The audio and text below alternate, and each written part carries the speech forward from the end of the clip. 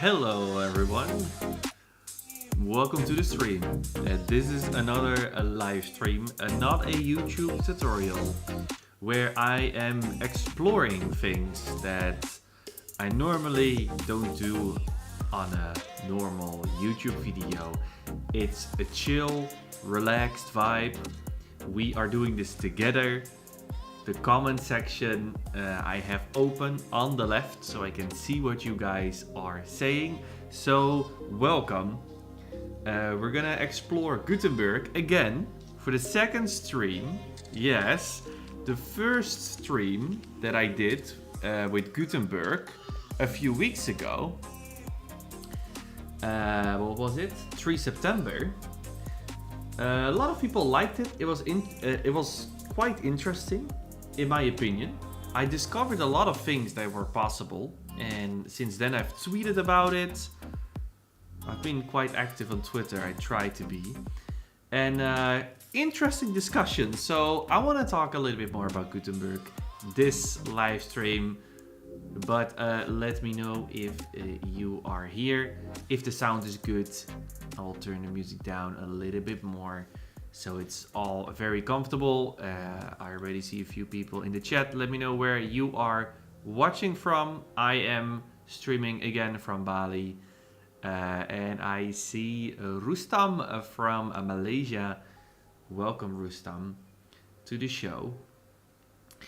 And I see Arun. Arun, welcome. Where are you from? Let me know in the chat. Always nice to know. And yeah.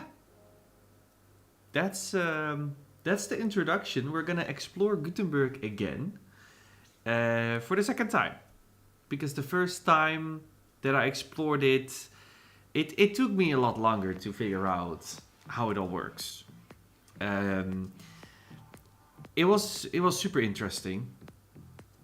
It was really interesting to see what Gutenberg has become. And it's not perfect, but there's no perfect software in this world. So it surprised me how much there was possible for free, and so that's what I want to explore a little bit more. We have Ali from Iran. Nice. What a cool picture is that? You're like in the desert. Very cool picture, Ali. Everything sounds good. Rustam says that is great. So yeah, let me tell you a little bit about what happened, okay? In the last 2 weeks. I am busy, but for the people that are watching and maybe that normally don't watch the live stream, I'm doing a lot of stuff. I'm one of these people that is working on 10 things at the same time, probably 20. Is that good? No. Sometimes it drives me crazy, but I also like it. You know, I like to prepare a lot of things. I like to do research. I'm not the kind of content creator that makes one video and then jumps to the next.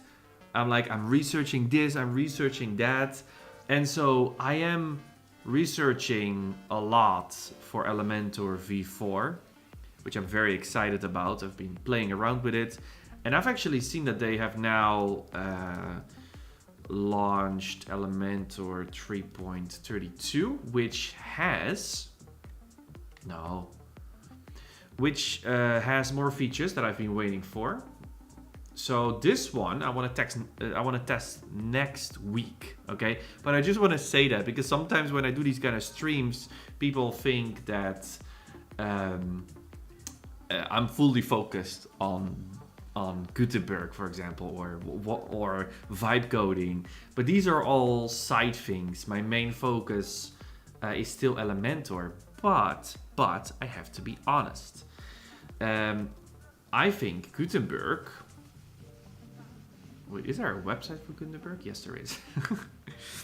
Gutenberg has surprised me. Okay. Oh, Gutenberg. Wait, that's funny. It goes to an. Oh, interesting. Okay. If you look for Gutenberg online, it brings you to the editor, like a sandbox. But let me just go to my tweets, because that's where I said what I wanted to say. Here. Gutenberg positively surprised me 2 weeks ago in a live stream. So in the last live stream. So much was possible for free that I asked myself, have I been too judgmental towards Gutenberg all these years? And I'm not the only one. There are many people that are very judgmental towards Gutenberg. And there are reasons for it, because it has taken them many years to give us something. But what there is right now is getting closer to what page builders can do. It's not there yet. It's getting closer, and I'm talking about the bare and bones Gutenberg install. If you just install the basic theme, so what you need is a lot of like plugins on top of it, or not a lot. You need a few good ones. You need a theme, because the basic WordPress theme that they provide doesn't have a lot. And so I discovered all of these things, right? So you have classic themes, but that's the old editing experience, which I didn't like. Because it's not drag and drop. I want a workflow like Elementor for any kind of future. Like if I'm ever gonna use another builder next to Elementor, then I want a similar experience, because I think it's brilliant what Elementor has done. And other builders like Bricks have that. And Gutenberg has that, but not with classic themes. So there are many people that told me like, hey, you should use like Cadence or Bloxera, but those two themes are classic themes. which doesn't have that drag and drop kind of like Elementor experience, so I didn't like it. And I got quite a few pro features. I will show you. I got quite a few pro features for free. So now that made me curious. I was like, wait, if full site editing can do a lot of stuff for free, then maybe it is an alternative. Because the benefit of Gutenberg is that it's faster. The editor is faster and the website performance is faster. And yes, I know Elementor is also working on Elementor v4, which is gonna make Elementor websites a lot faster. But Gutenberg is built on core WordPress, so there's no layer on top of it. Elementor is kind of like a layer on top of WordPress. That's why you get that button, edit with Elementor, right? You cannot edit the page right there. You have to edit it. You have to open another editor. And that adds a layer of complexity in the code, but also in the workflow, because it's a separate design system. It's a separate typography settings, you know? So it's in terms of technique, it's a little bit more complex. But what's so nice about Elementor is that it's one ecosystem and everything is in there. And I've seen in Gutenberg that things can get a little bit messy and clunky. And so this is what I want to do in this stream. In the last stream, I only discovered Spectra, basically. So let me just show you. Oh, no. Here's Spectra. This one.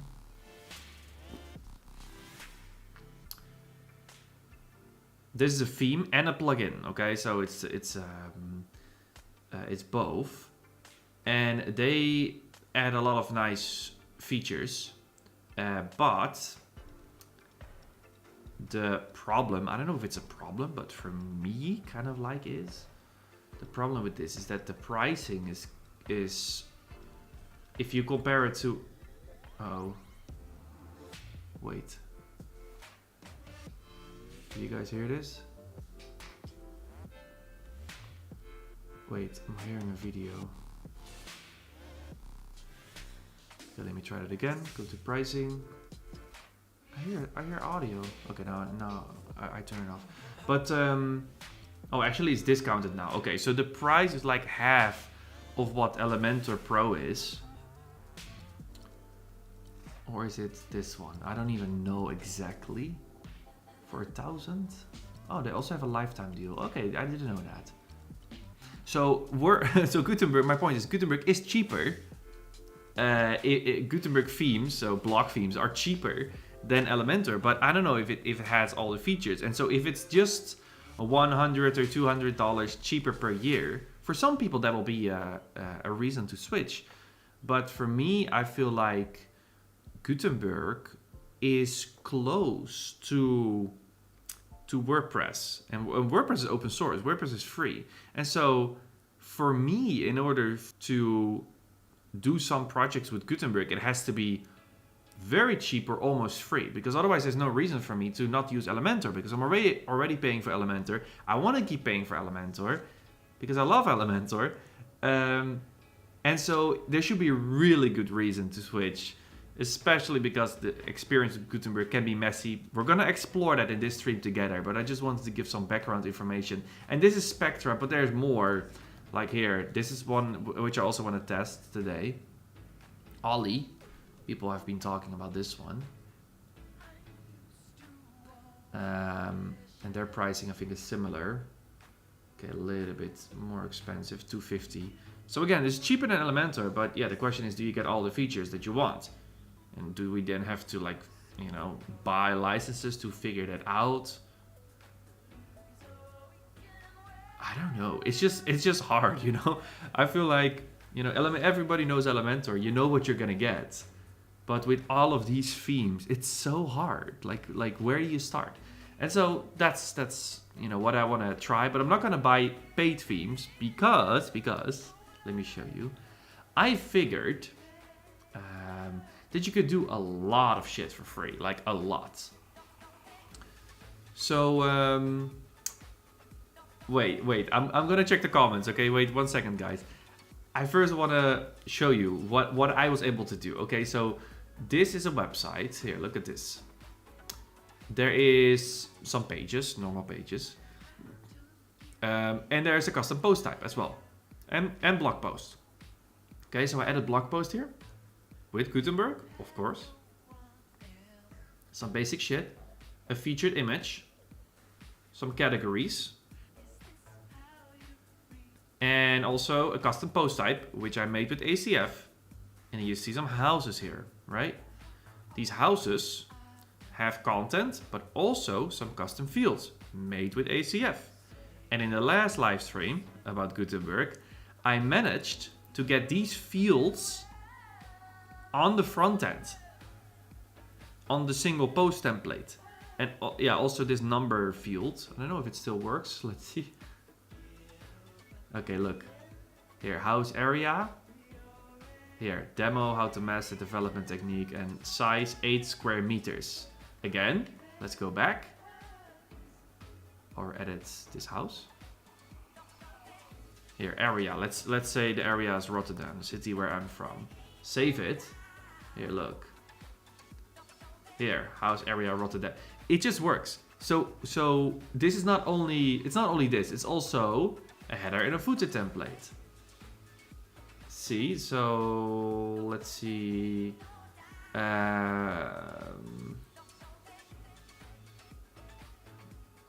Let's see, single house. So this is a single post template for a custom post type. Okay. Here, this is where you can see those things. I did it with a plugin. And here, you can edit the header in here as well. You can edit the footer if you want. Here, look, I'm now inside of the single post template. You could just add anything in here with the plus, right? Including custom post type and custom fields. And so what I managed to do now, it's not perfect yet, but what I managed to do now is create a website which has a homepage, a header and a footer, a blog single post template. Let me see if I can show that to you. A single post. Yeah, here, single post. It is the blog post. Does it work? Let's try. So we go to post, view. Here. I was testing here some things with sliders. So a single post template, okay, for a blog post. And then also single post template for a custom post type, including an archive. All for free. That's super cool. Here, archive house. So this is a custom post type with an archive, and this archive is fully customizable. Look, this loop grid item. Yeah, let me open the layers panel. There's literally a query loop, which is the same as loop grid in Elementor, or loop item, I should say. Well, this one is the loop grid. Okay, and then here, this is actually the loop item. It's one loop item, and it spins, it loops inside of the query loop. That's what it's called. So this is all for free, okay? Without any add-ons like CoBlocks, JetEngine. I see somebody in the chat saying, have you tried Gutenberg with JetEngine? I haven't.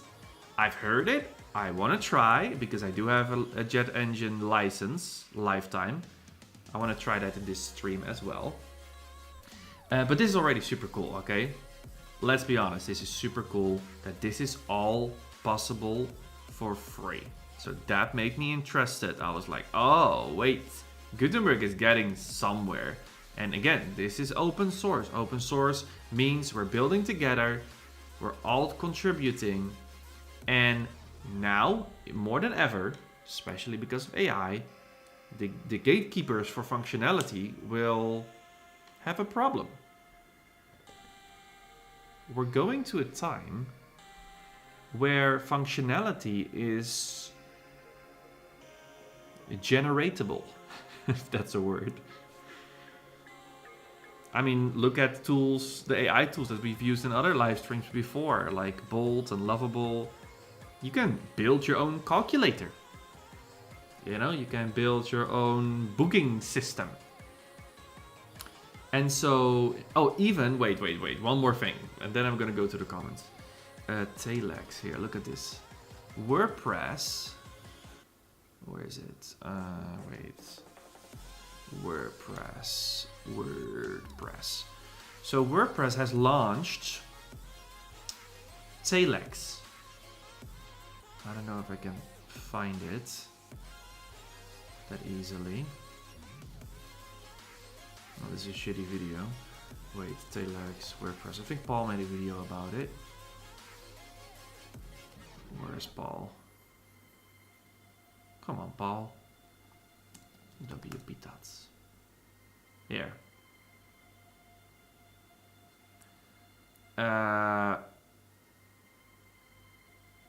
Here, Paul made a video about it, and it's basically a chat here on the right. It's basically an AI chat, and you can create your own blocks.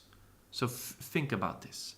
Yes, it's still a bit crappy now, but think about where this is going, okay? Elementor has created a situation, or has, if we go back a little bit in history, 5-6 years, Elementor has solved a problem that classic themes had, which is that all of these options are buried in menus. That's why I don't like classic themes. And they said, you know what, we're gonna do drag and drop, and we're gonna add a lot of functionality which you previously needed a lot of other plugins for into one builder. So they solved two big things. One is like not having to download plugins for every single little extra. And two is like a real front-end experience. And Gutenberg now also has that. And since Gutenberg is part of WordPress, and WordPress wants to make everything free, we can go to a time, and I don't know if we're here yet. I don't know. Probably not. My gut feeling is that we're not here yet. That's why I want to explore this stream. But my feeling is that we're going to go to a time where this software is all going to be free. And that is great. Or low cost. Free maybe is a little bit too enthusiastic. Okay, now let me check the chat, okay? I am not ignoring you guys. I just wanted to do the intro. Will Elementor FF integration? Ooh, I can show you something, Rustam. I've been testing things with GSAP actually. I'm sick of it so boring limited old animation. I will show you something, Rustam. For me, responsiveness is one of the main goals. Yeah, okay, so let me show you my plan with this stream. Here. I am also looking for that. So here, I've noted down some things which I'm looking for in block themes and plugins. Okay, so custom breakpoints, definitely one, because in the default Gutenberg, there's only 3 breakpoints. It's not enough. And yes, I know you can make everything fluid. So maybe that's a solution. We'll see. But from my experience, even if you try to make everything fluid, it's not enough for certain layouts. Only for simple layouts it's enough. So that's what I'm looking for. Custom fonts, because I use that with Elementor, a tab system. Dynamic content in general, which we can use JetEngine for, but you know, maybe we can do some stuff for free. Loop carousel, I found one, but I don't know if it's possible with custom post types. And typography with classes. Now Elementor is of course making classes available. I mean, they're in the process of rolling that out. Bricks already had it for like, I don't know, a year or two. And before that, there was even another theme, a plugin, or page builder. What was it? Oxygen?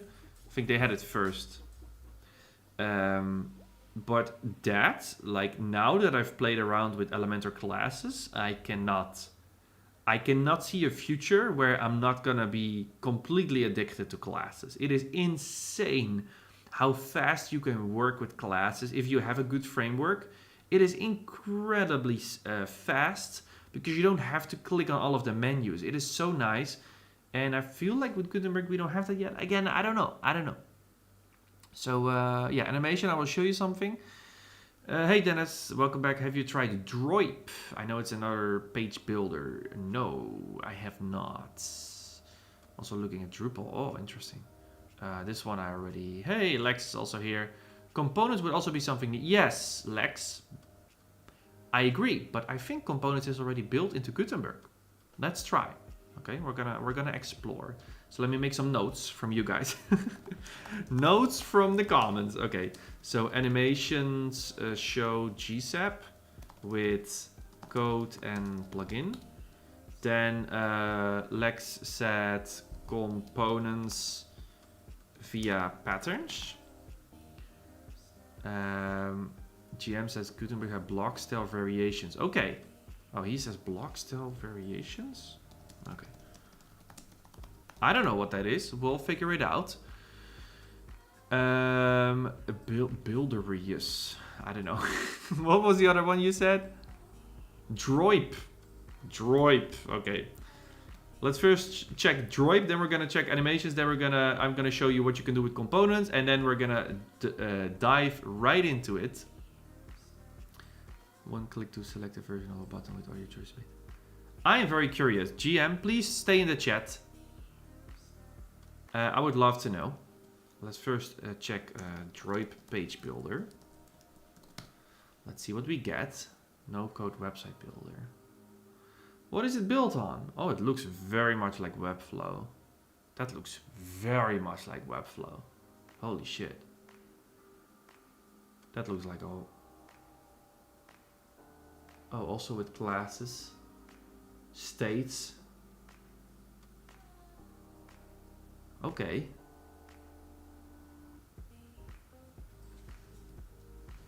Huh. Hey, look at that. Is that GSAP?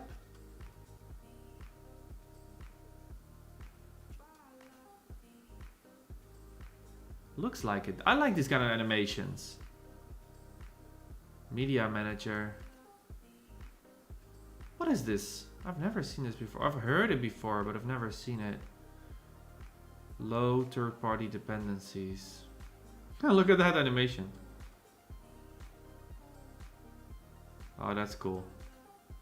I've never seen this before, Dennis. It looks like they have GSAP. It feels like GSAP. Would you agree? Interesting. I've never seen it before. Let's check. What is it? Is it a closed platform, or can you actually do it yourself? Because I don't like closed platforms at all. Pricing, come on. One site, $20. 10 sites, $150 per year. Unlimited, $300. Yeah, but what do you get? Where's the hosting? I don't see any hosting. Is a hosting included?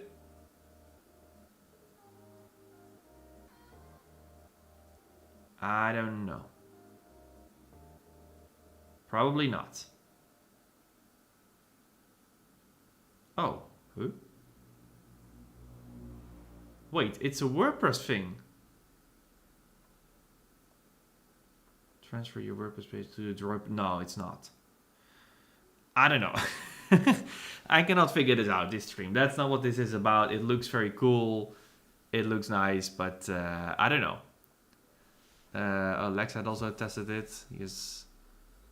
You install it as a plugin. It's a page builder for... Oh, it is a page builder for WordPress. Why do they not say that? So weird. Oh, here. They say no-code builder for WordPress. Okay. So it's like bricks, basically, right? It has the same pricing as bricks as well.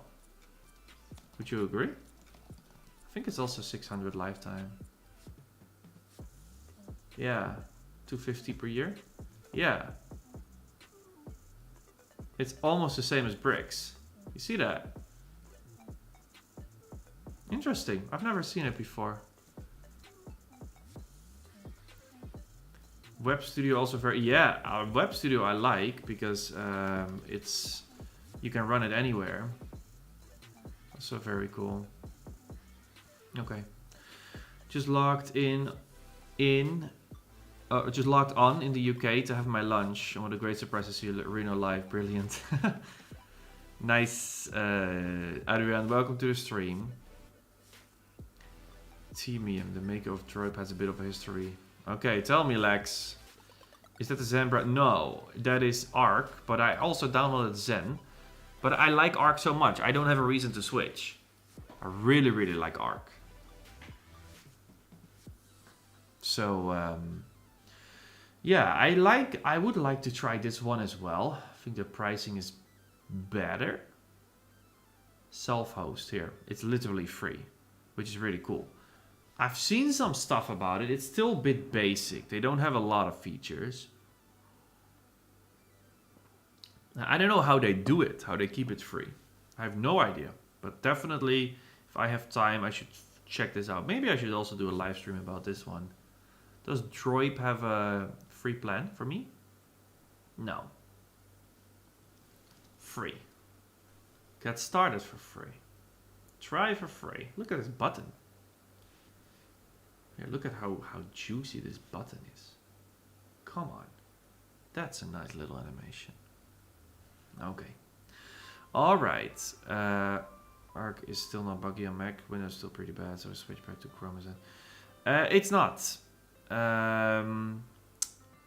It's not buggy for me. I feel like it's fine. It's based on Chromium. Chromium is not the fastest. I can get you in contact with Droid and Web Studio if you like to. Thank you, Lex. I don't have the capacity to do anything else right now. Like I've told myself, guys, like there is so much possible to explore in our worlds, right?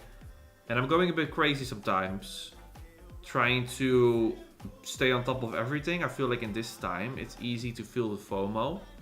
Like, oh, maybe this one I should check out. Maybe this one I should check out.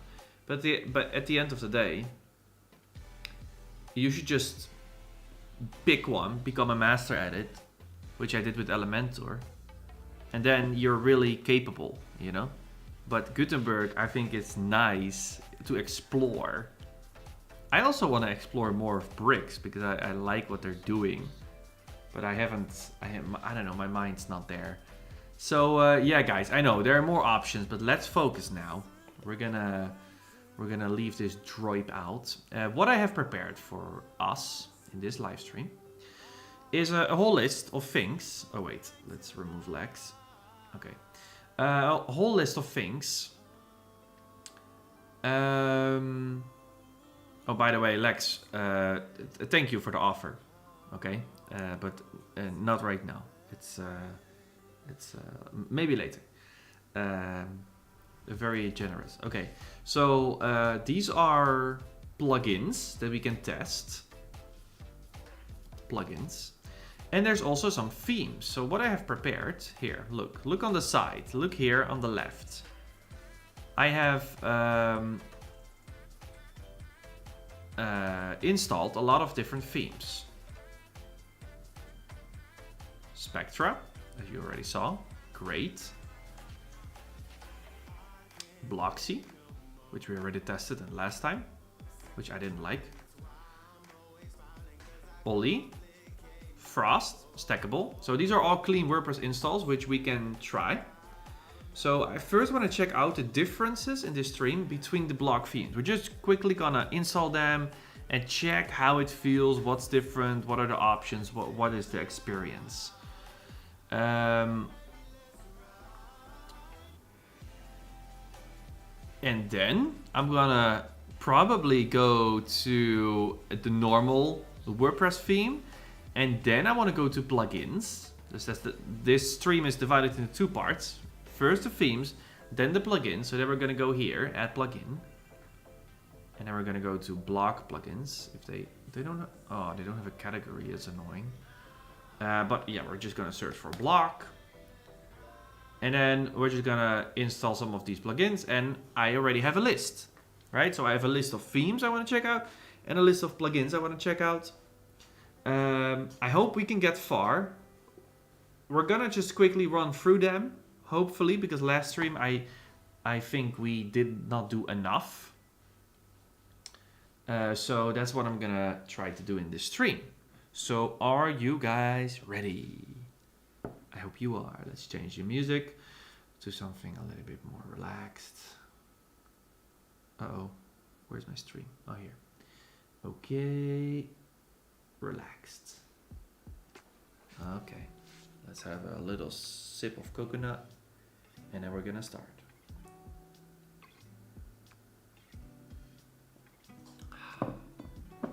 Can you guys hear the music? Yeah, a little bit in the background, that's nice. Sometimes I feel like the music is too loud. Some people get annoyed by it. So how is the music volume? Please let me know. Okay. Let's get started. Let's do some testing. So last time we installed Spectra. Let me quickly go over it again.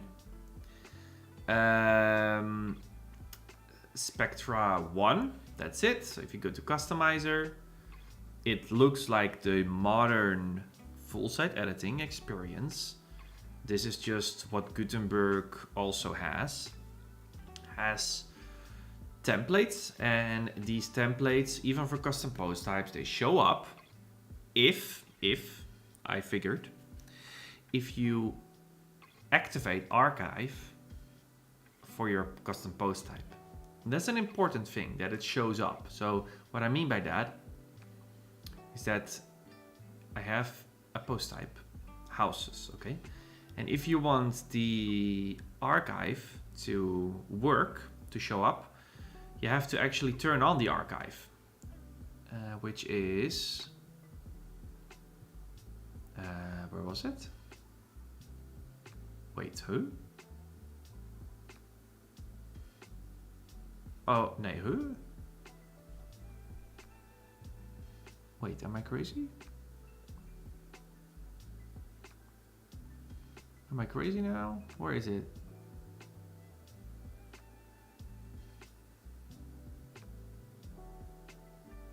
Oh, here. Under URLs. It's a little bit hidden, as you can see, instead of ACF. But this feature is very important, because if you not turn that on, then you will not see the archive in your theme. Okay. All right. So we already checked out Spectra last time. If somebody wants me to check it out again, then you can tell me. But for now, I want to check out some other ones. I think we also did Bloxera. I was not happy with Bloxera because it's a classic theme. So instead of going to the new editor, you don't have the editor here, right? You just have design. Okay, that's the only thing that they offer, but there's literally nothing in here. Here you see. Yeah, so it's basically worthless. It's so annoying. So you have to go to customize, and then all of the options are here. That is already a little bit annoying, that they show the design option and you click on it and then there's nothing.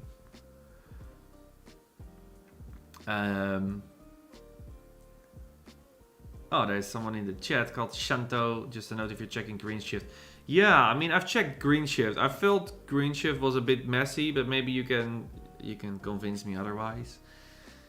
They have two different page builder workflow, one for beginners and one for advanced. Really? Like, okay, interesting. Very interesting.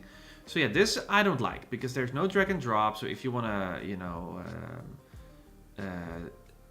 change the single post template, you basically only have a few options, and then you have to, you know, turn it on and off. You cannot, you know, drag and drop. It's just not nice. So Bloxera for me is off the list. I'm just quickly curious on what their pricing is. Bloxera Pro, a lifetime. Unlimited for 500, okay. An annual, 150. Okay, so if you do client work, 150. It's quite cheap, but again, I don't like Bloxera. So we're not gonna do that.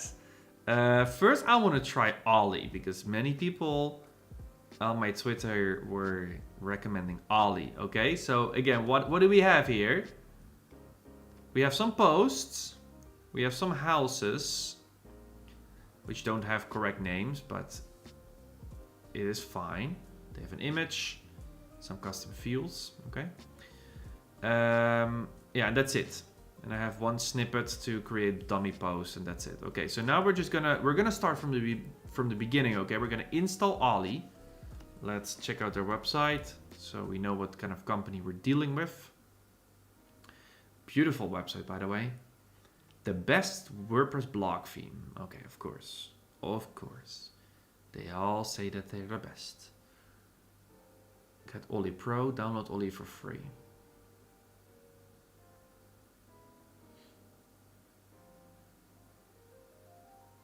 Okay, you see they have the modern version.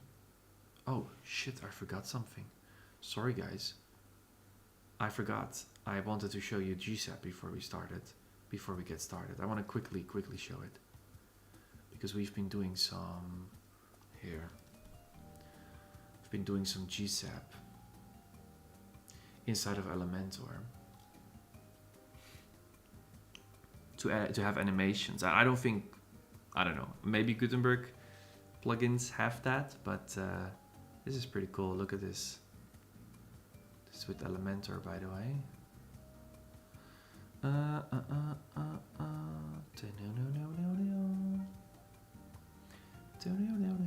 Look, this is GSAP. It works. But it was not easy. It was not easy to figure out, but you have to use custom code. So what would be nice in the future if there would be a company that would create an editor for Elementor, so people can just use GSAP. That would be super cool. But that's probably gonna take some time. There is one for bricks though.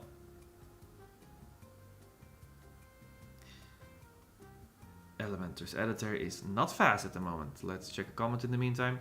Could you also try vanilla Gutenberg layout blocks? They give the least vendor lock-in, though I'm still figuring them out and feel a bit complex at first. Yeah, Dan, I agree. So once we're done with testing the themes, then I want to go to the plugins, and then we're going to use the basic WordPress theme, okay? So we have a clean experience. Okay, the Elementor editor is not fast. This is also a problem that Elementor has. It's even crashing now. Very annoying. Elementor takes up way too much RAM for the editor. So hopefully with V4 this will be a lot better.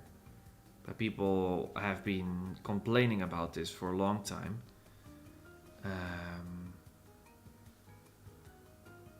Oh yeah, that was it. Animation add-ons.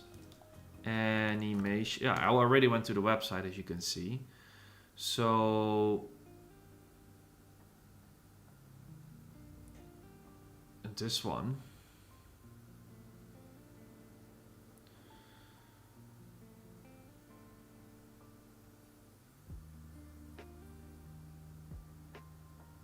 Okay. This is a company. Look at that. So unnecessary. This is the problem with GSAP. People overdo it, and then it just becomes a whole mess. Why do they sell templates? Seriously? Or is that the demo? No, why would we have a template? Yeah, I don't know. I don't like it that every single company, they just provide templates. Like, I have enough templates. I don't need more template bloat. But here, look. This is cool. It looks like they have, like, created an Elementor integration. I don't know how good it is. I have no idea if it's good. Scroll trigger. It looks like they've made it easier. I don't know if it's as easy as a timeline editor. But this is the only plugin that I found. Wow, look at that. That's so cool. You saw that animation? Here, look. It lives really smooth. And then, wow, you go into the pricing. Pricing is kind of okay. Yeah, it's still expensive. It's still quite expensive. I mean, GSAP itself is free, so you're basically just paying for the integration here. Which I don't think should be this expensive. But it does exist, okay?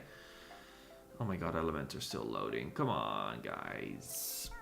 What do you mean by automation? What? Are you going to upload videos regarding WordPress automation? Yes, that's also one of the things I'm working on. I'm working on 3 automation videos right now.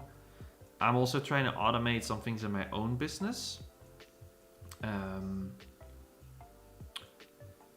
Like accounting stuff, but that's very complex. It's not fun to do. I'm using N8N, but I think it's too complex. So I am testing out this platform. Jesus, what is going on? I'm really trying to show you, but it doesn't work. Oh, now it works. Oh my god. Okay, so here, you see, it's a whole bunch of code. And I'm trying to make a tutorial about this, keep it easy. There's a lot of nodes here, but as you can see, it's a whole bunch of code just to get this simple animation that I just showed you. It's quite easy to edit now. But yeah, it's not easy to work with GSAP. And I think Webflow has done it correctly now. But yeah. And what else? What else did I do? Troy component. Oh yeah, component. So let me just show you that quickly. Component. So if you...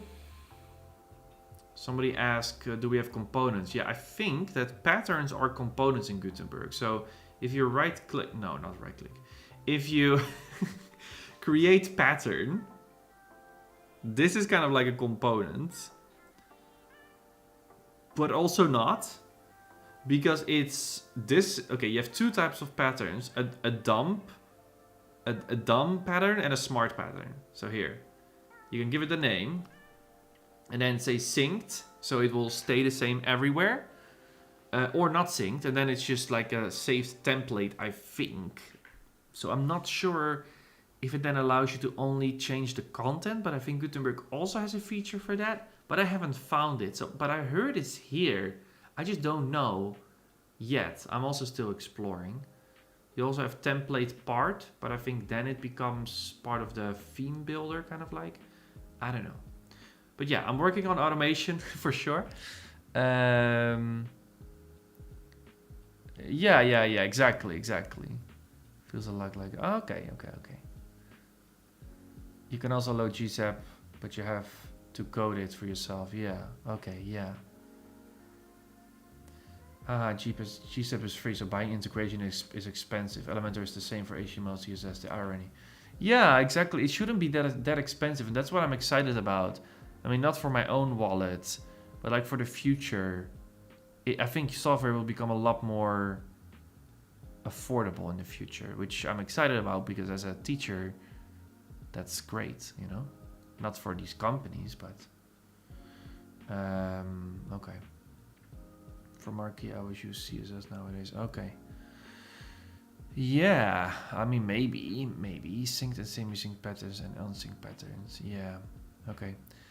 Webflow and Framer. Yeah, I don't like Webflow and Framer because they are closed platforms and they can rip you off, even though their interfaces are really nice. But like Framer is incredibly expensive if you want a dynamic website, and Webflow can also be really expensive if you get a lot of traffic. There have been horror stories about Webflow charging people $1,000 per month for hosting because they get 100 or 200,000 visits per month. It's insane. And the same is for Framer. Yeah, guys, I'm getting a little bit distracted, but the pricing... What is this? Okay. The pricing of Framer is insane because here, look. If you want like... Here, CMS collection is a custom post type. Not that you have most websites don't have 30 ones. But still, wait, personal? Yeah, why also personal and business? Like, what is this weird categorization? But okay, where do we get CMS? Okay, so from Pro, you get CMS. You see this, $30 per month, and it's not even that many features. Yes, it has nice animations, but it doesn't have a lot of features for dynamic content compared to WordPress. And so you're paying 30 a month. For 30 a month, you can get like a really, really good server, like hosting or cloud or something, which you can run so many websites on. So I think their pricing model is just weird, you know? It's not the same as WordPress. Yes, exactly. Like host and host. Yes, exactly. You cannot upload WordPress and just do whatever. You're locked in their system. So yeah. Dan says JetEngine has components which I have used with Elementor Builder, but therefore the component also is available in Gutenberg. However, I expect this to work way better with pure Gutenberg. I hope so. Let's also try that. Or Spline. Yeah, I think Spline you can also integrate with Elementor. I haven't tested that one. It's cool. But yeah, Webflow and Framer, their pricing is just predatory. People complain about Elementor's pricing, but Elementor is cheap, super cheap compared to Framer and Webflow. I can guarantee you that. Because you host somewhere else, right? Like on Hostinger, or Elementor has their own hosting as well. Whoa, they updated their website. Whoa, that's cool. I was literally on this website today. Whoa, Hostinger is super modern now. Look at this. They innovate so much. I think it's they even have their own builder now. But yeah, it's a great company. Wow, look at this website. Oh, that's cool. I love the little light details. I just installed iOS 26 today on my phone, and I love the little like details, the lights.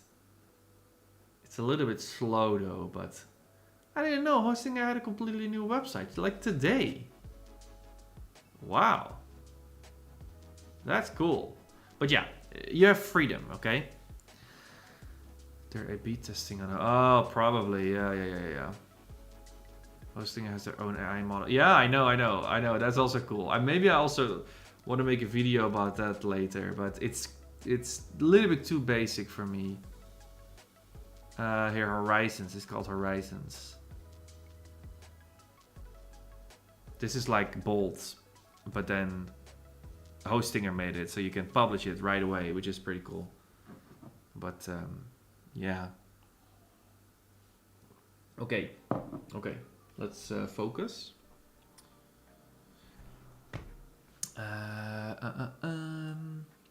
Where were we? Yeah, I think I wanted to show. So we were gonna try to install Ollie. Okay, are you guys ready now? Ollie, let's go to Ollie.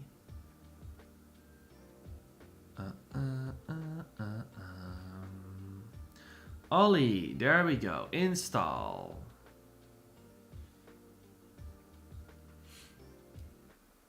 So again, this theme uses the new full site editing. It should be super modern. I love their website. Here, what we see, typography, colors, setup wizard. Okay, I've never tried it. Okay, this is literally my first time. We're just gonna try it together. Nice looking templates for sure. I hope that's included for free, because many of them still charge for templates, which I don't like. Templates should be free. Yeah, this is so cool. If it's true, that's a huge benefit of Gutenberg, that it's quick. Look at that, color palettes. Oh, this is Pro maybe. Pixel perfect, type pairings, design combinations. It's nice. It's very nice. Go from blank to brilliant. Okay. I don't think I've ever had a site score this well. Yeah. Yeah, I mean, I looks like this company is actually building right on top of the, wow. Right on top of Gutenberg without too much bloat. It looks like it. I really like their website. So, yeah. Okay, let's install, and then I'm gonna check the comments again. But first let's do some stuff. I know you guys always talk in the chat, and I love talking with you guys, but I want to make progress. Okay?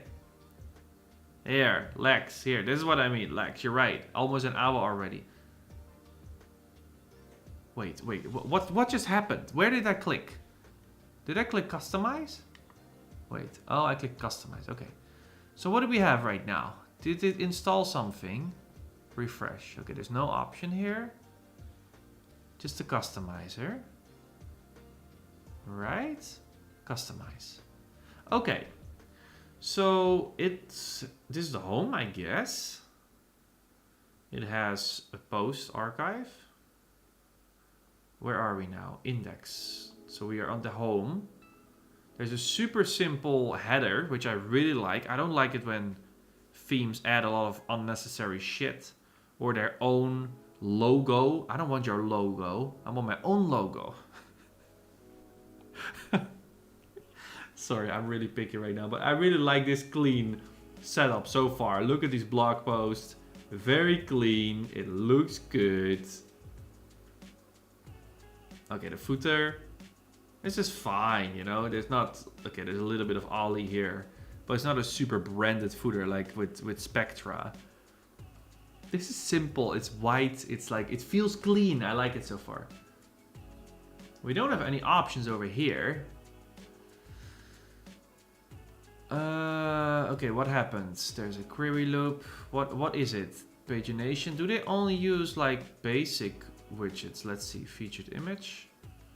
Author, paragraph, date. Title, excerpt. Okay, so it's literally only... Wait. Excerpt. Read more, link text. Huh? Read more. Oh. Huh? Interesting. Okay, so is this the home page now? Let's go back. Pages? No. Or is it? Wait. Let's go. Yeah, okay. It's automatically the home page. So they set up the blog page archive as the home page, which is WordPress default. But sometimes they change that, I feel like. Right? Your latest post. Yeah, so now that archive lives in our theme, templates, and then index, right? It's this one, index. So what if we would add, wait, let's add some stuff. Wait, who? Postgrid? Oh, the query loop already starts here? With the background? What the? Huh?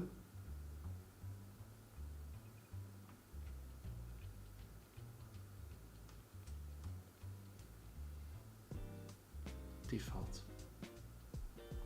Postgrid. Did he add a background to the... No, this is the background, right?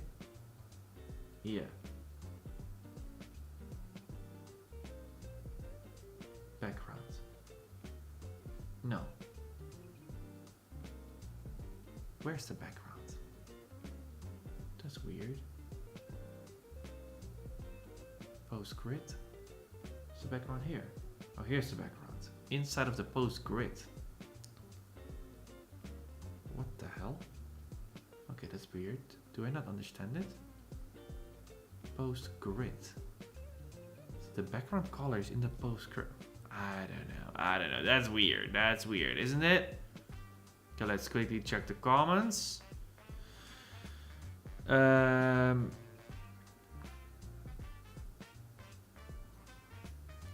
been creating content on IG for years. I've gotten quite a few premium clients on. However, I'd like to shift my content to YouTube. Yeah, why not? I mean, I'm doing it. Lex is doing it. No, I'm more like education, so I'm not not doing this for client work. I've never did YouTube for client work. I'm just saying, don't underestimate YouTube, okay? It's a lot of work. These live streams you can just do randomly if you feel comfortable, but no, it's a lot of work. You should make other types of content, I feel like, if you want to get clients. Can I ask you some advice achieving 5k euros a month as a freelancer? Yeah, that's a big question, Clady. That's a big question that I cannot answer in a short way. Oh, hosting here is great. Yes, I feel like FSE is a must-have to make competitive enough. Yes, absolutely. I feel like that. I think it depends on clients. They prefer Webflow or Framer because it's less hassle. No. That's not true. Most clients still prefer WordPress. They don't even know about Webflow and Framer. Only like really modern clients. Like Webflow is a little bit bigger, but Framer is really small as a company. People always think like Framer is big, but it's not. It's very small. It's like, I don't know, I had some data somewhere. I think only like 250,000 websites, which is nothing compared to Elementor and WordPress. But some clients prefer it, of course, you know. That's why I hate to hear, oh, okay, Dennis is not a fan. Dennis, why? I mostly use WordPress, but sometimes Webflow. I tried Framer, but it felt more like a design tool rather than a dev tool. Yeah, I mean, Framer is in this awkward middle ground where they're trying to be a design tool and a development tool at the same time. But that kind of like creates a scenario where people think too simply about web development. And then at some point they realize that they need more functionality. And then often they move to WordPress or Webflow, where you can do more stuff. But WordPress, you can do a lot more than Webflow. And a lot more than Framer. Shouldn't you add the content block so you can build the homepage under the Pages tab?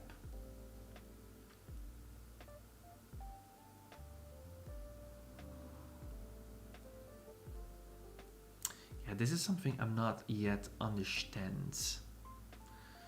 Advice on making more money.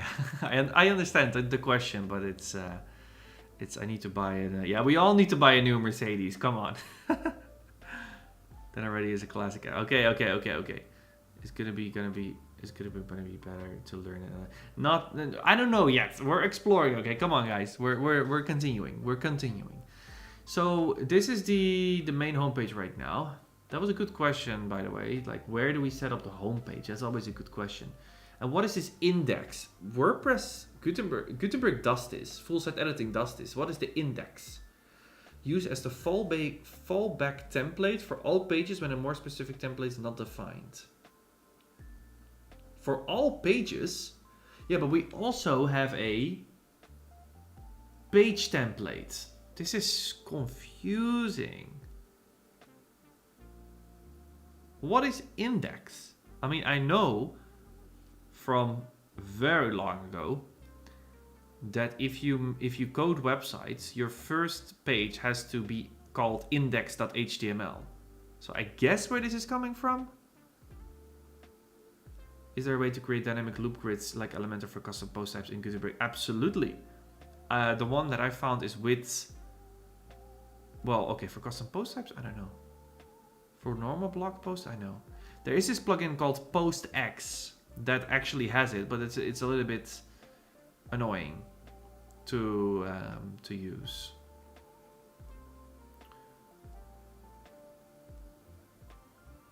Do you recommend any projects to learn SEO?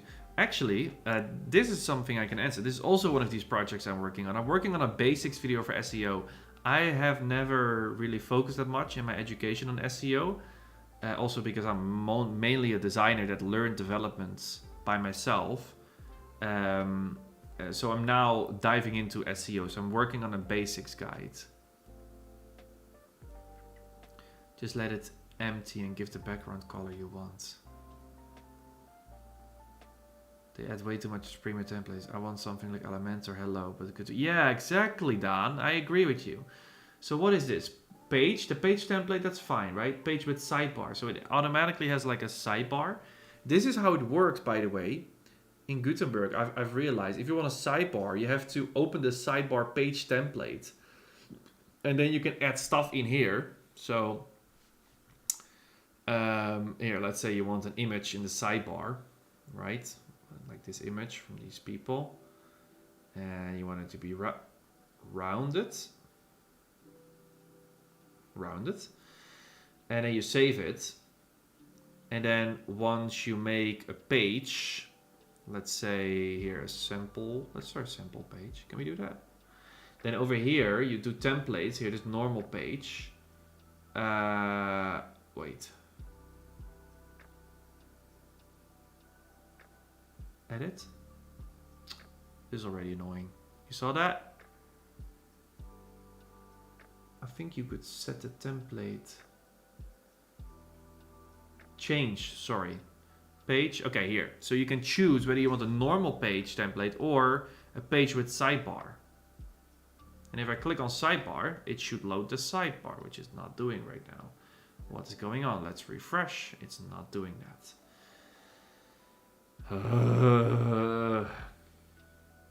Edit the template. Okay, that didn't work. You saw that? That didn't work. But in the classic editor, you could always choose a template, right? Yes. And me here too, but it doesn't work right now. I saw it somewhere. Wait.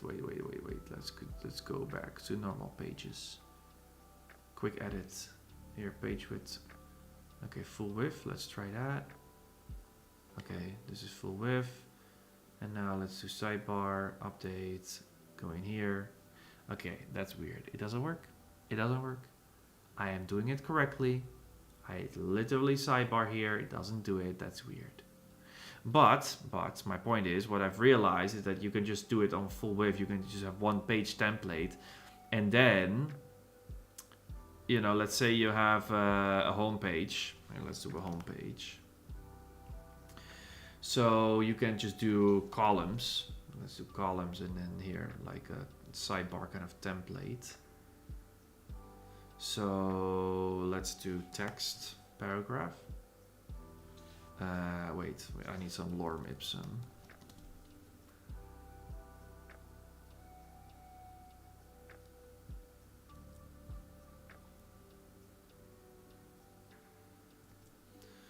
Okay, so now I have this column, and now you can just, what you can do is, let's say here that you're just gonna make your sidebar over here, okay? Here, let's open the panel.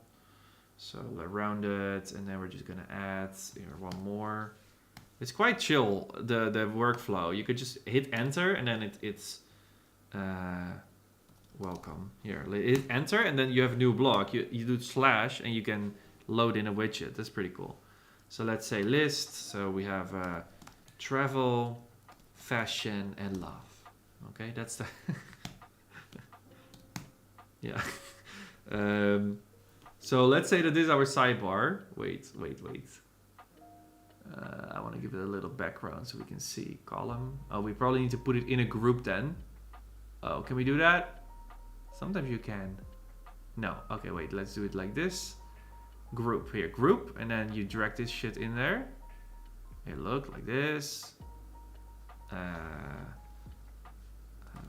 One more. My blog is about this. Okay.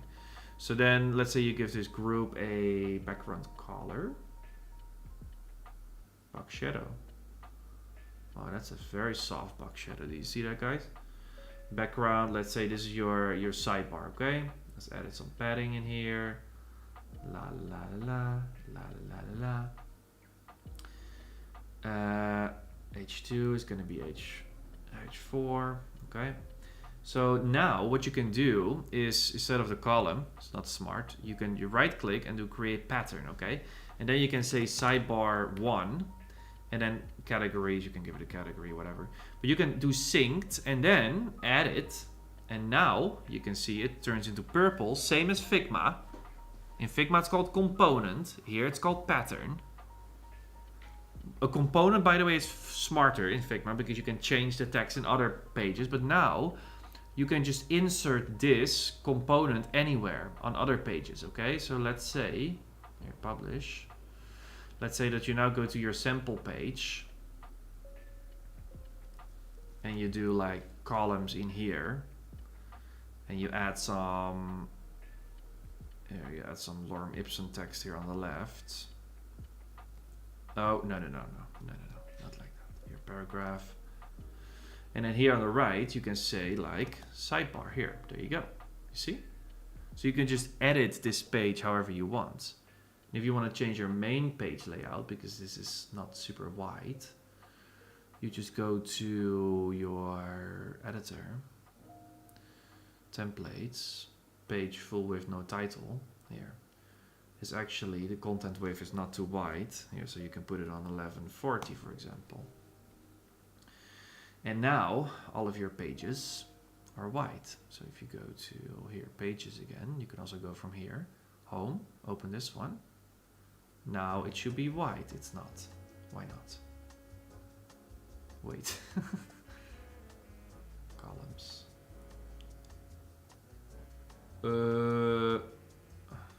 Huh? No.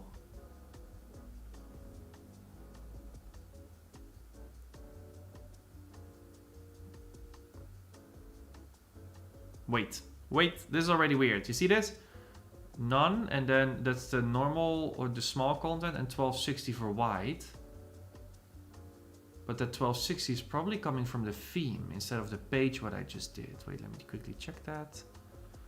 Templates, page. We're not gonna put it here.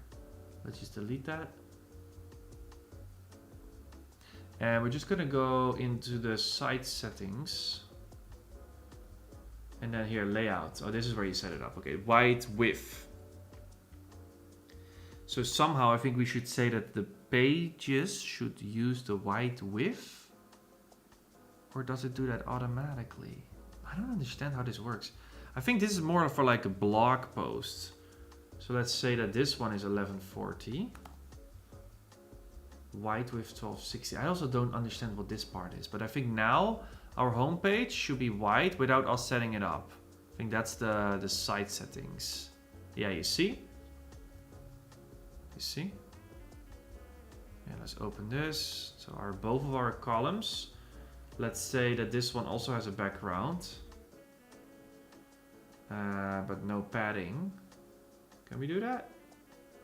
Yeah. Okay, so now if we would check it on the front end, if we would measure it.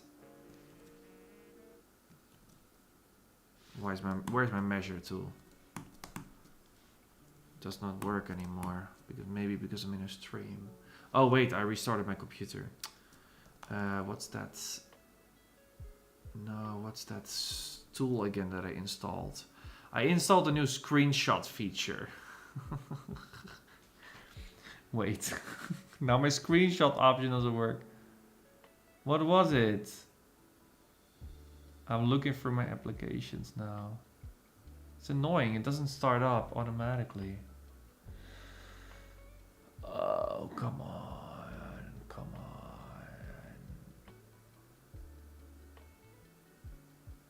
Oh, here. Clean shot. That's it. Okay. Now I can measure. Yes. Okay. Here, look. Here. 1260 now. So it's using the white. Wait. Wait, what do we do in the page?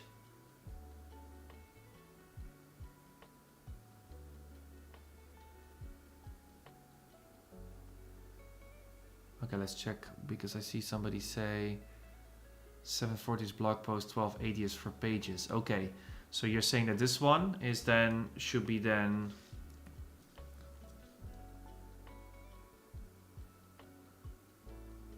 This is 1140 now.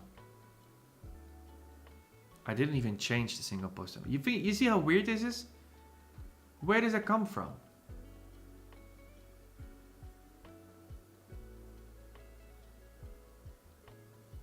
Content area here. Inner blocks use content width. Content width.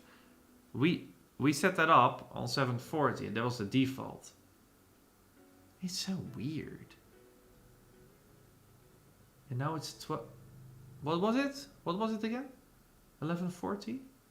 Where's that coming from? So here, styles, layout. Oh, I set it on 1140. Haha, funny. Okay, 740. So now the blog post. Yeah, sometimes I'm the problem, guys. But that's fine. We're all humans. Okay, view. Oh, hey.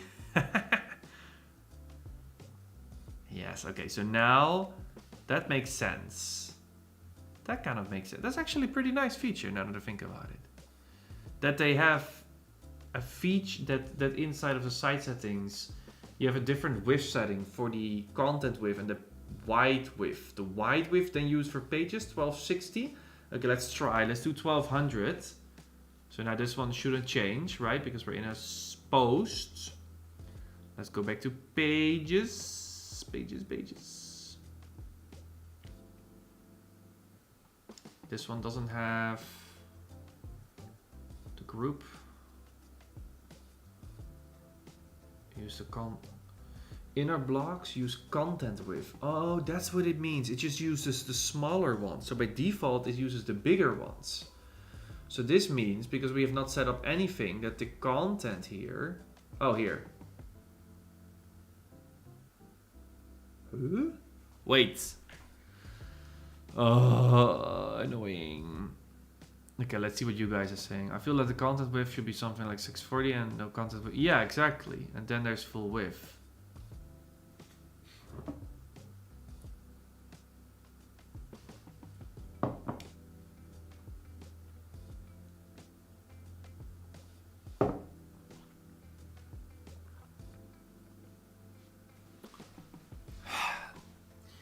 What does this mean? Inner blocks use content width. Here, it literally says content width. So if you don't do this, why is it then full width? Because we're in the page full width, no title template. Which is, by the way, nice. Spectra doesn't do that. Spectra gives you the page title. I do not like that. Wait, let me make some notes.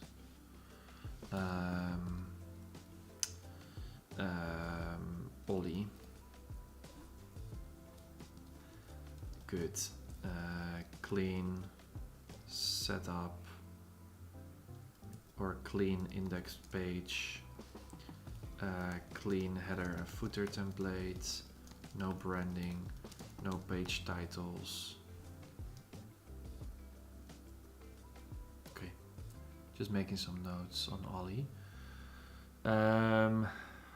Still not sure if I understand this part. Okay, what is this now? 1200. Okay, so by default,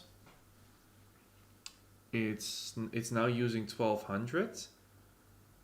But did I save the page template already?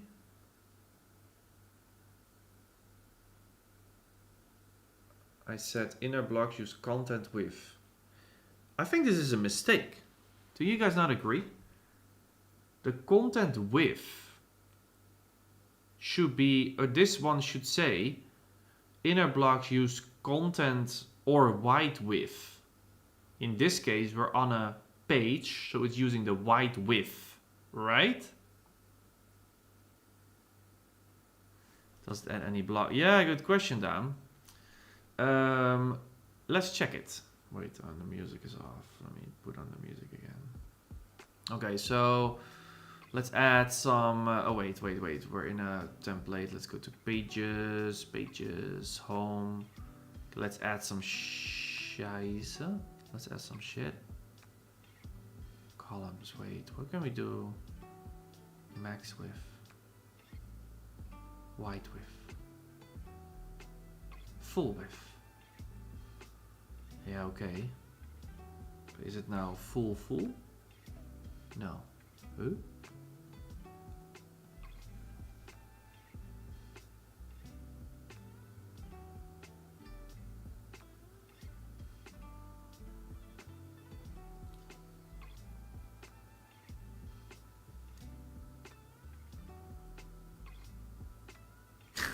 I don't understand it anymore. It's annoying. Edit the page. And in here we can use the content with, but that's not what we want. Okay, whatever. Let's add. Let's see if we can have, if there are some added widgets, but from Ollie. Widgets. No. I think this is all standard. Okay, Ollie doesn't add anything, but does Ollie have a plugin? Probably. Let's see. Yeah, I know that I said that I would add plugins later, but we're in the Ollie experience, so I want to experience Ollie. Ollie.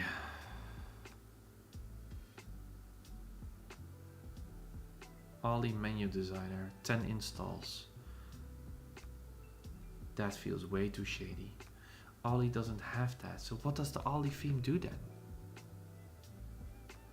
I was also stuck at this, but if I remember correctly, a group in a page can override the template with.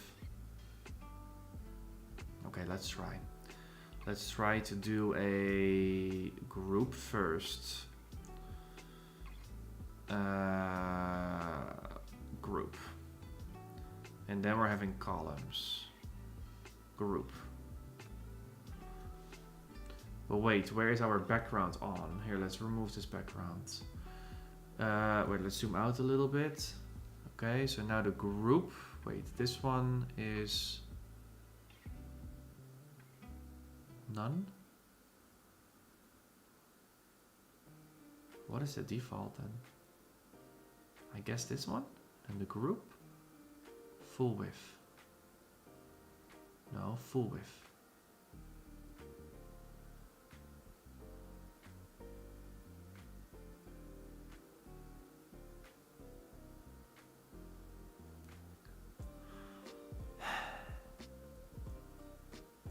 Full width. Why is it not full width?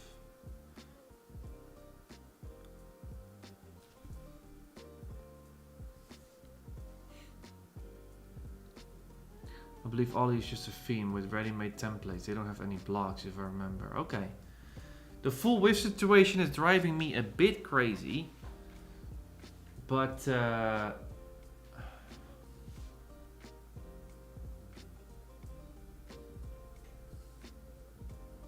group. It's on full width. Why is it not full width? Okay, let's check the front end. Oh, it is full width. Huh? Okay, wait, let's edit the page again, and then maybe it doesn't just show it. Okay, so inner blocks use content width. Okay, so now, wait, okay, what if we would do it like this? Inner blocks use content width, save, so now it should be a normal section. Yeah, okay, this is good. But why does it not show it on the back end? That drives me crazy. Here.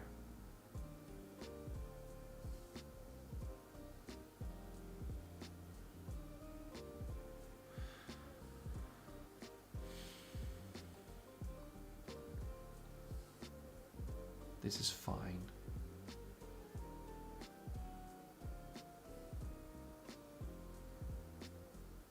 Uh-oh. Now this can close. I don't understand what this is. Maybe it's because of that template that we set up. Edit the site. Pages. Wait, let's go back. Are we in the right template? Page. Are there other templates for pages? Oh, here's another page template. This is weird. Somebody said this, right? That there are multiple templates. Page and then pages. Full width, no title. Display a static page. Unless a custom template has been applied to that page or dedicated template exists. Oh, wait. Wait, maybe we solve one issue now. Maybe with the pages template, it does... No, that doesn't make sense. I was like, maybe that's the reason for the sidebar why it didn't work. But no, that doesn't make sense. Okay, what is the pages template? It's getting more confusing. Where is this width coming from? How wide is this? Can I measure this? That's definitely 740. It's already using the...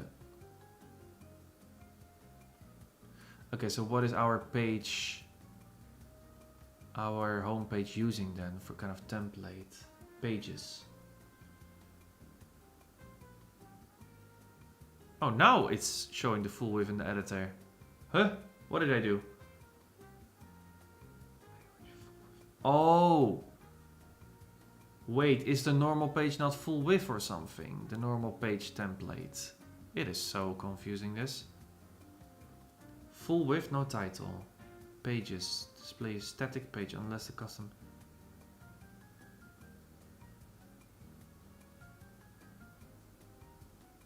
Where are all the settings now?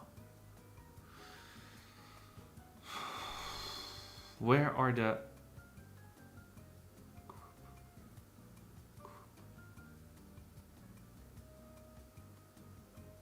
Oh, here. Use blocks, use content with inner blocks. Use content with.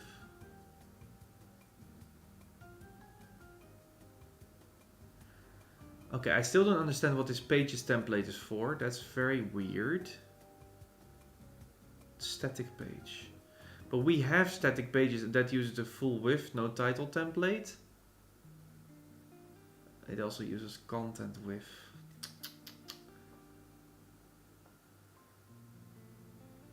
I'm so confused with that.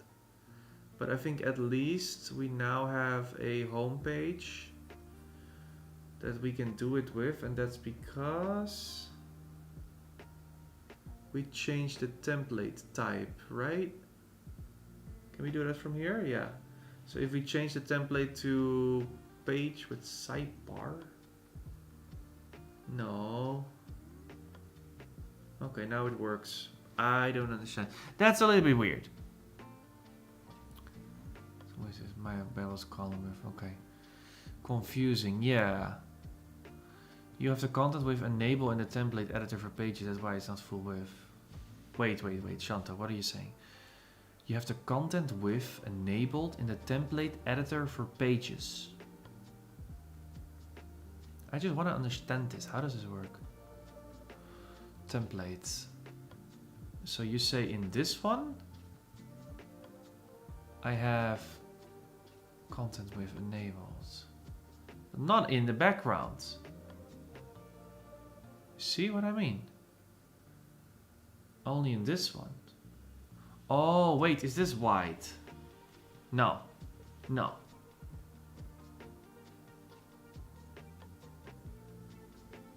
No. It's just because this featured image has some padding. That's why. But this group, I didn't do that, right? Or where is the oh, wait. No. No, this content block is part of this group. And in this one, it's not enabled. Maybe in the, oh, maybe in the content block. Oh. Yeah, but then it becomes full width.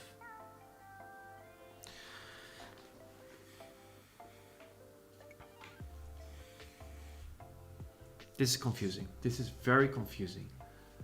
Where does that width come from? These kinds of things make me want to go back and open my Elementor.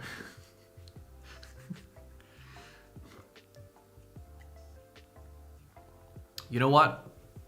I have an idea. Let's ask our friends at ChatGPT. Hey ChatGPT, I'm trying to figure out how Gutenberg works, and I see that in every template there is a content width and a wide width available. But I don't know where those values are applied. So could you help me?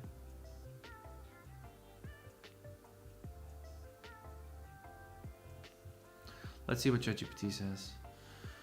Disable the content block if you want full width. You have to do it twice, one in the template editor and once in the page editor.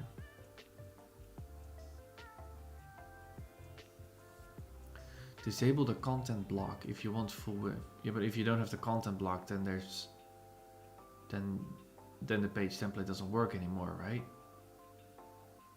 Disable the content block. You mean deleting the content block? Oh, content block width.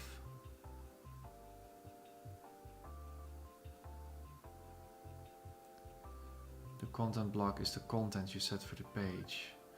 Oh, that's the content, I see. Oh, that's also the sections. Oh my goodness, that's annoying. Oh, it makes sense though. Okay, wait, let's see what ChatGPT says. Great questions. It's one of those areas that feels a bit hidden until you know where to look. Yeah. Those values are usually defined in your theme JSON, yeah. Okay. Content size is normal max width for blocks, paragraphs, heading, group. Why is it applied when you set a block alignment to white width via the block toolbar? If you choose full width. But that's not what we saw, eh? That's not what we saw. What we saw was that the content width was used for posts and white was used for pages. Is it not the case that the content width is used for posts and the white width is used for pages? Like static pages?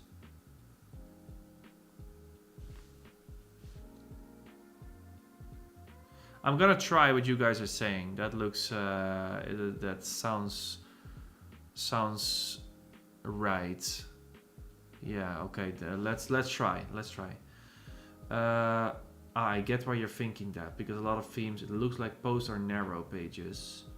But technically that's not what's going on in Gutenberg. Are you serious? Content size is the default max width of any block in the editor when you don't give it any alignment. This is used when a block supports white element and you explicitly choose that option. WordPress itself does not apply content size for posts. Okay, so maybe the theme is doing that in this case. Maybe Ollie is doing that. Many themes like style post template to use content size by default, so posts look narrow. Oh, they do that. Okay. We know it's possible to override the content width at a group level. The main issue that it does not show the way back. Okay, let's try. We're gonna go back to this. So we are now in the pages template, okay? This is the content block. This title and this featured image is fine, but you should also try that, by the way.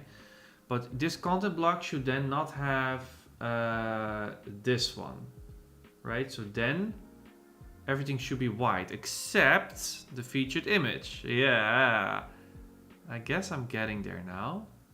Let's try page, edit. There's only one available. What the hell? Where is the pages? We have page full width and we have pages. Let's make a new page. Let's try.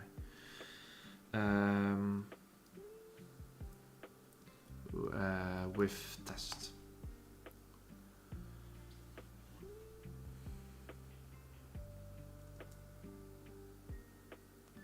Oh, where are we? Here. Oh, we're literally just creating a paragraph. Let's put it in a group. The group, we're gonna make that.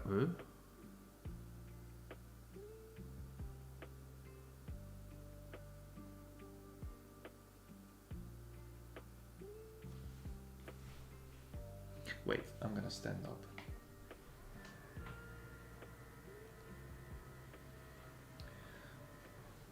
One second. Okay. I'm gonna move on from this. I cannot figure this out. This takes way too long. I don't like it. Okay. What is happening here? It's still not full width. You see that? By default.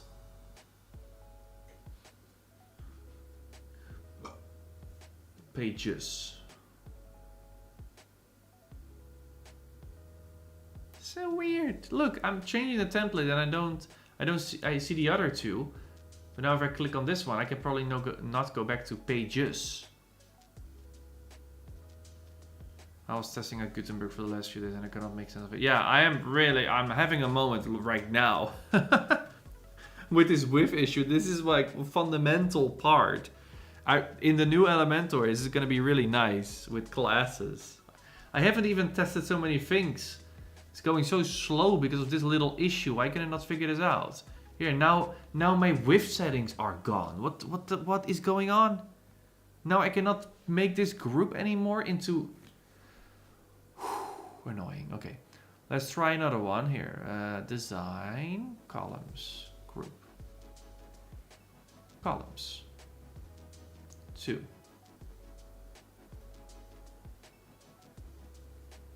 What? Why? Why is this not full width anymore?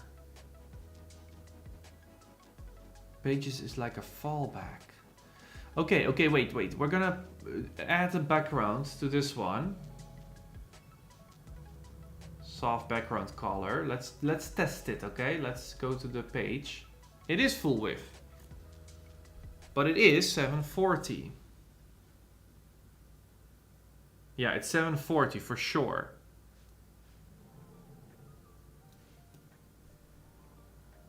So ChatGPT was right. By default, it is using content width, not just for blog posts. Unless you say...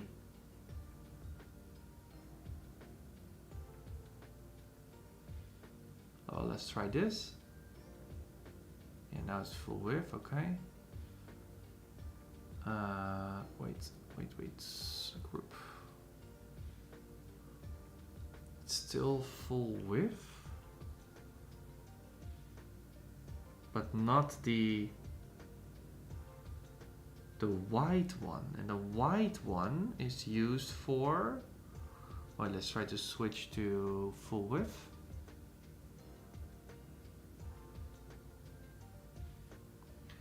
I am going crazy, but that's okay. Sometimes we go crazy. Save, open. Okay, this is probably 740 again.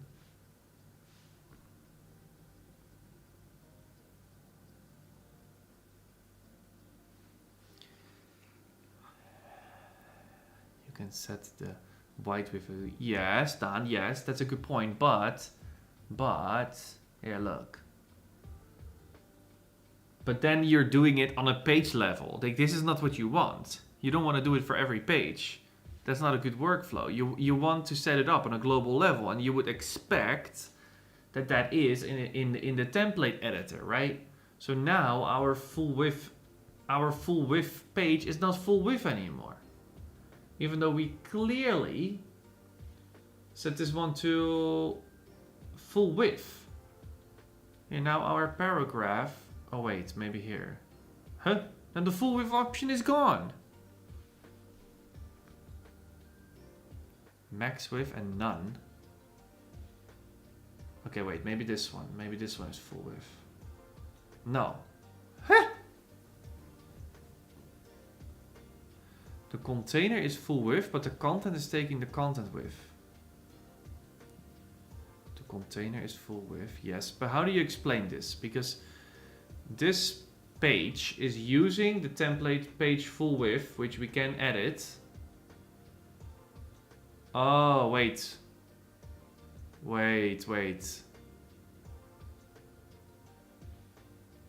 This is the problem then. Or no? Group.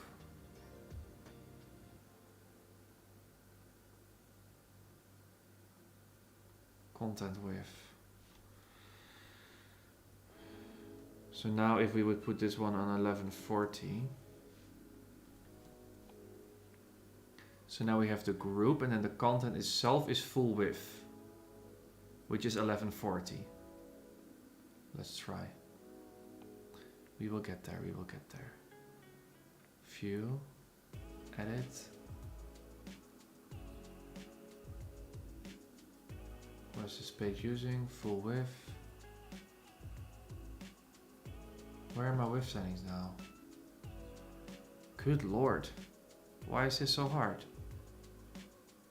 Columns. Am I crazy? I don't mean in the sidebar, but above the block. Oh, I cannot figure this one out right now. I don't wanna mess around with it anymore. Okay, so let's continue because this is driving me crazy. Why is it so hard? And I see only Dan is chatting now in the chat, so I think the rest of you guys also don't have a problem, don't have a solution, right? I think I've tried a lot now. Would you guys agree? I did make it work before, but now it doesn't work anymore. I hate it when this happens. Really hate it. You know, everything is small.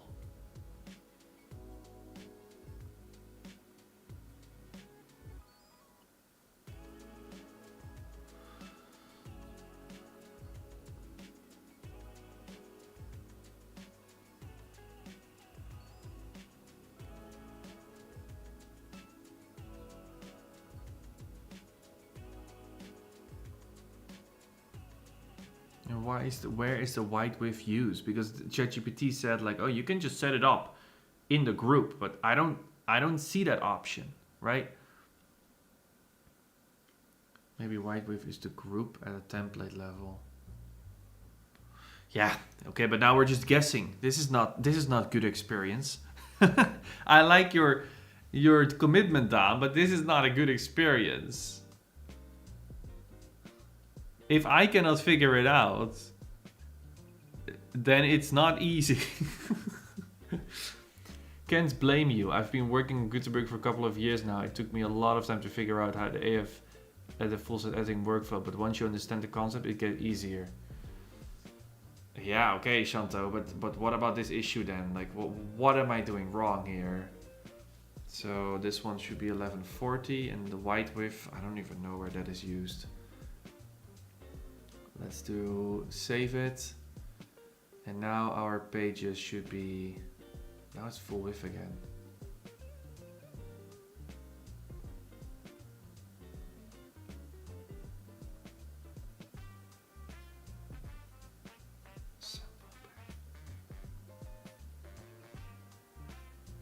Huh? Now we have the options back. Did you just see what happened?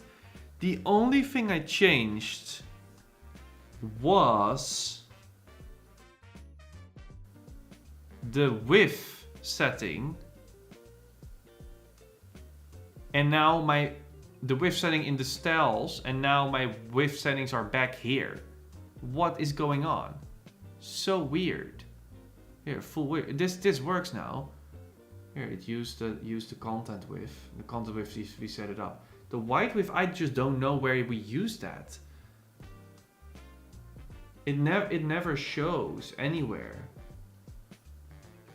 But I did figure it out. And you just need to set up the content width, and then for the blog posts, the blog post here, single post template, which is now also 1140. Here now you should go in content area and just be like, oh, this specific template then uses, for example, let's do 600, right?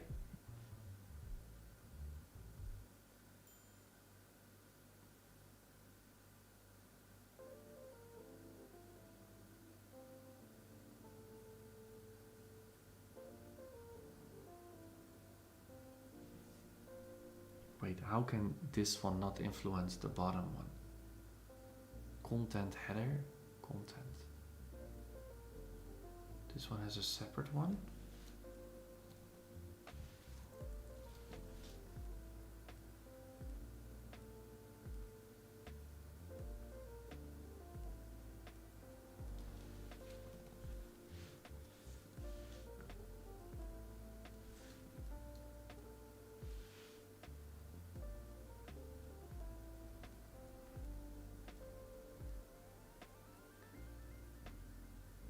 post. It did work here, and now the home is messed up again. Wow, nah, this is crazy. There's something wrong here. I find it confusing that the global widths are like in the settings above the group, but not in the sidebar. The sidebar settings give the option for manual width, but that's not good.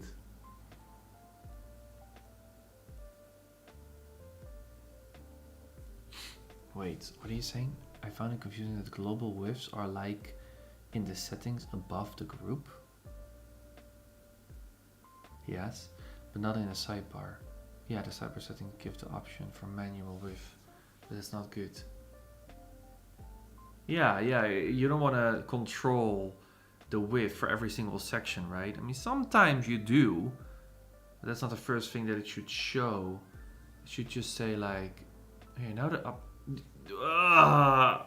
Now the width settings are gone again. What is going on here? Seriously. How is it possible? I just changed the width setting for the single post template. I go back to my home page. And now my container is not wide anymore. I swear I'm gonna watch this live stream back and to see if I'm crazy or not. I don't think I'm crazy. What just happened? Come on, that was so weird. Dennis, I see this ill gives up on the Gutenberg too much. Yeah, Dennis, this is how I feel right now. I want to like Elementor where you can say box. Yes, exactly. Custom width the other side. Yeah.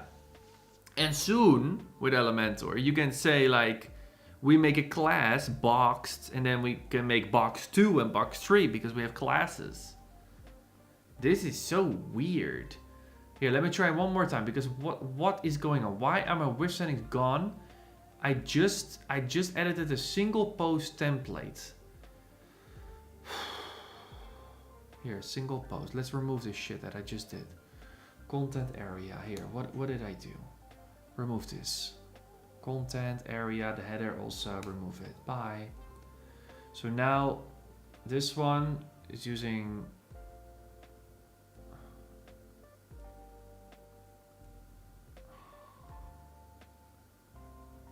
We already have it on this block. So we don't need to put it on the blocks below that. Why is this one so wide? Max. Oh, now I see the setting. Max wide. But it still has that padding. Why does it has padding in here? Block padding. No. Left and right padding? Who? What is this space doing there? None. You see? You can make this block wide if you want. Okay, now we found somewhere. So that's on the widget level. This one doesn't do it, probably because this content header...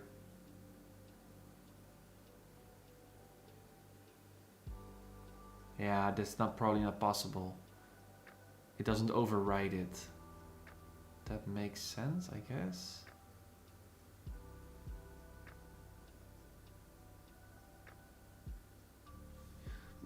Okay, but now let's say that I want my single post.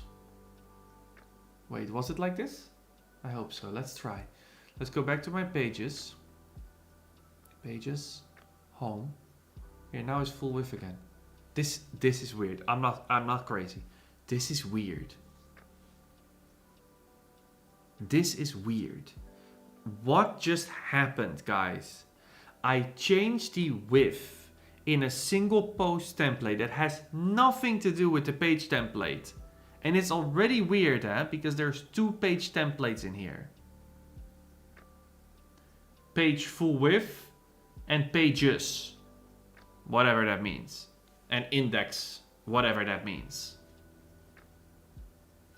And page with sidebar, okay. That one I understand. But like 3 page templates. Here, this is also a template for all pages. When a more specific template is not defined. Okay, I guess. But if I change the width in the single post template for blog post, my width changes on my page. What the hell? Is a page maybe a post? Now that I'm thinking this, because technically I know with WordPress, yeah, I know that that's how it works in WordPress technically. Maybe this is a problem where technique doesn't work together with UX. I know that WordPress sees pages as posts. Yeah, I know, very confusing, but that's how they see it. A page is also a post. So maybe this is just messing it up. Even after 7 years, probably more in development, the core team did not manage to make Gutenberg a useful page builder. It's still only for basic blog. And yes, I agree, Dennis. It's good for blog, you know, it's free, but fijne verjaardag. Oh, somebody's birthday today. Okay. Why does a single post template affect the homepage? Yes, exactly. I was wondering, is this an Ollie issue? Yeah, me too. I was also wondering. Can you look at the quick settings you have selected for the page and post? Can you look at the quick settings you have selected for the pages and post? Of course I can. Let me go there. Here, post, quick, default template. So that's the single post template, right? I'm now in post. Makes sense. But this one, here, view. Oh, this image is wider. Edit site. That's also weird. Like, what the hell? Look at this. I am here in a single post template. This image is obviously wider than the rest. This is probably 1140. And then this image is... Oh, this one is 1140. And this text is 1040. But then if I go into edit site, into the single post template where you would really expect that width. Oh, this one is max width. That's why it's wider. It just doesn't show it. Okay, this is also a problem. It doesn't show in this preview that this one is wider. Only on the front end it shows it. So the front end and the back end are not in sync. Isn't there padding on the sides of this?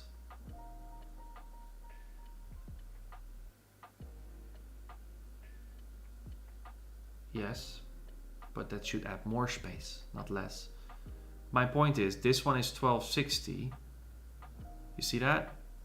No, actually it was not 1260. Oh, wait. Okay, let's remove that padding then as well. Let's see if it becomes even wider then. Post, view, 12. Okay, so now it should be 1260. It's 1140. What the hell? And this one is 1040. But where does it come from? Content area. Inner blocks use content width. Okay, so then we're going to go to layout. Content width. Okay, 1140. That's where that comes from. But where does the 1000 come from? Or maybe inside of this content block? None? Will it then be the same?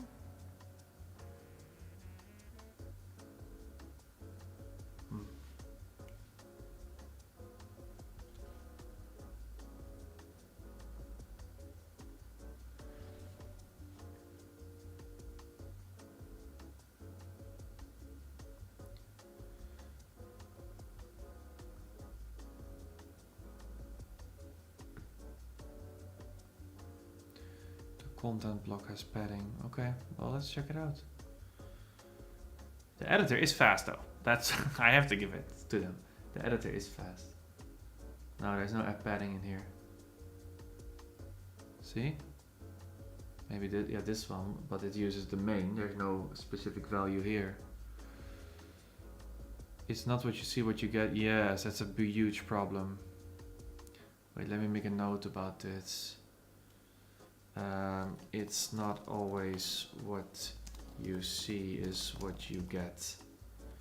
Sometimes the editor is different from the front end. I edited the... I'm making notes for a video. I edited, because tomorrow I'm gonna record something.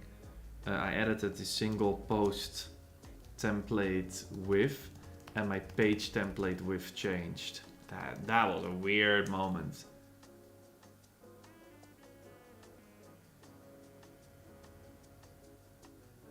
Okay, so Dennis, I didn't check the pages yet, so let me do that as well. Let's go back. Pages. Oh wait, in Molly or no? What was this game? What's this theme called? Molly? Not Molly. Ollie. Ollie. Molly is a Dutch company. In Ollie, there is a pages full width template, a pages template, and an index template. Okay. Okay, pages. What do you want to see, Dennis? Here, page full width. The other one's not even available. That's also weird. The pages template is not available from the pages quick edit. So only the full width, no title. Also for the width test. You see that? Full width, no title. So that's very, very clearly this one. No title.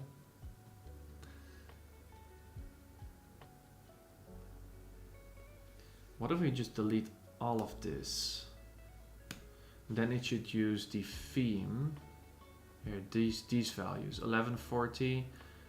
Okay, let's try to put it on 1000s. Will our pages change now? So content width is 1000, wide width is 1260. So now our pages, both of our pages, okay, so the home,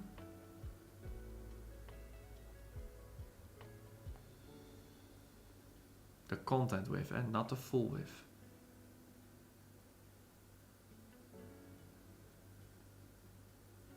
And also my width settings are gone again.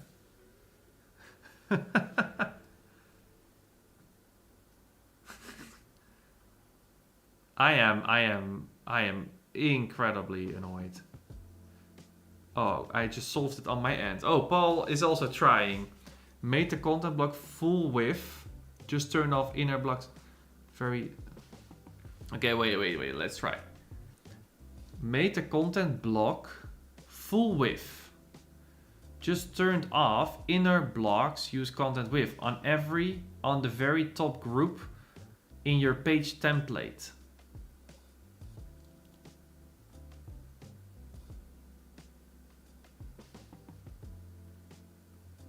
So you're saying that this one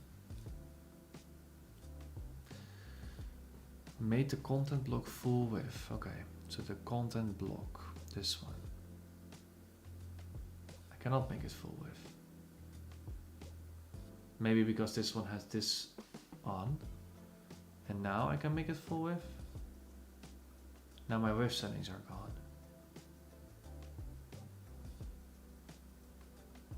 Group. Oh, wait. Maybe this shouldn't even have a group. Maybe this group is the problem.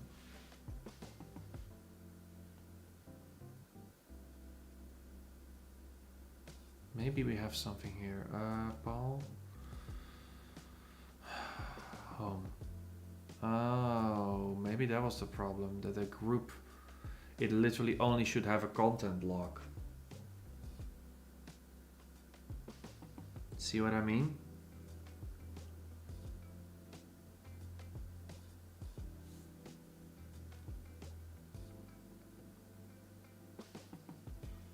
The other Spectra did it better. Yeah. Where do you assign for which boat type template can be used? Where do you assign which boat? Oh, that's a good question. I haven't even tried that. But maybe we have solved this issue now. So let's check out the homepage. That works. How wide is it? It is 1140. And that's because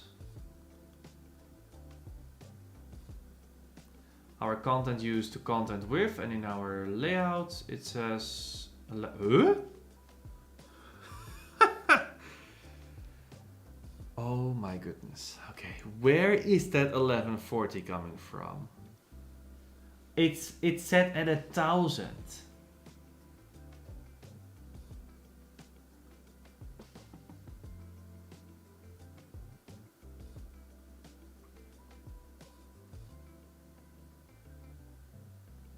It should be 1000 wide. Let's go to the other width test. Here, group use content width, so it should be 1000 wide right now. Let's add like a divider line so we can actually check it perfectly, or separator they call it. Let's add a little bit of spacing. Where's my music? There. Okay, so now this one should be 1000. It's 900.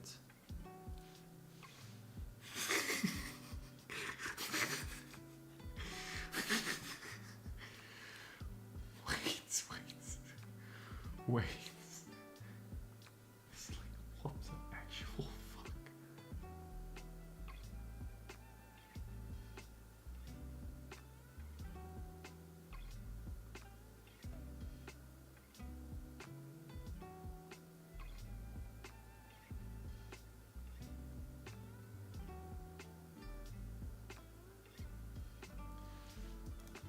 Are you serious? 900?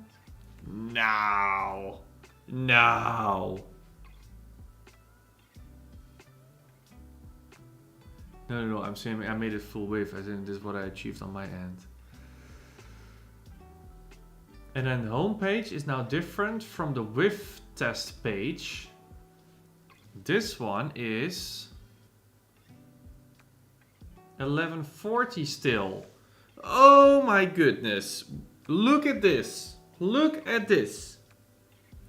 I am so annoyed. Look at this. Pages. Quick edit. This uses the page full width, no title template. The home uses that, and the width test page uses that. We see that? Okay. Inside, there's literally nothing. Only a group. Some columns. Let's delete the columns. It uses the inner blocks. There's no value here. Somehow, this dude is 900 pixels wide. 900. I have never set that up to use that number. Here, the home page is 1140. Even though inside of the page, there's literally nothing here. Let's save it again. Now. And the actual template is using content width, which in the theme is 1000. Removing the group might work as well by turning off inner blocks. Could it help to delete some templates? Oh my god, guys. Could it be that 1140 is the homepage? Yeah, but where? Just go to the page and turn off the setting in the on group element. On group element? What do you mean group element? There's no group element. You see? There's no group. Delete some templates. What are the values of the groups? Isn't it a theme setting or something? Yeah, but I have no group right now. You mean in the pages? I mean, you need some kind of background, okay? You need something to put the background on, the background color, okay? That's why I have the pages. I see padding there. Where do you see padding? There's no padding. See, it's 0. None.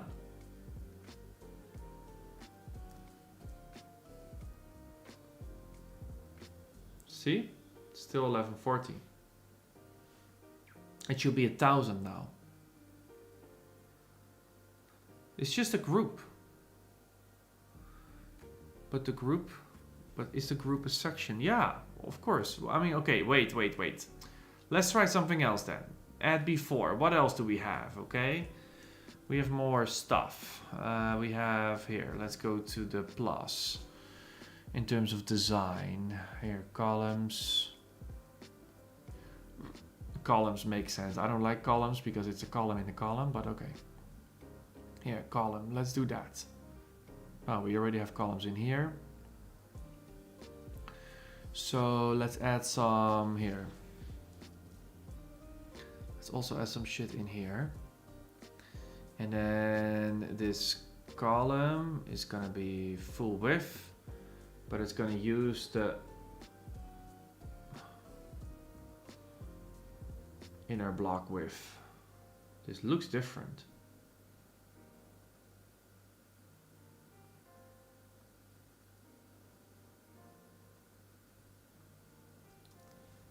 Is this 1000 then? It's 900. I tried columns.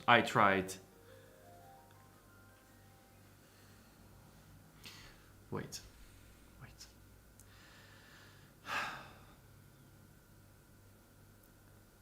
This is taking too much time.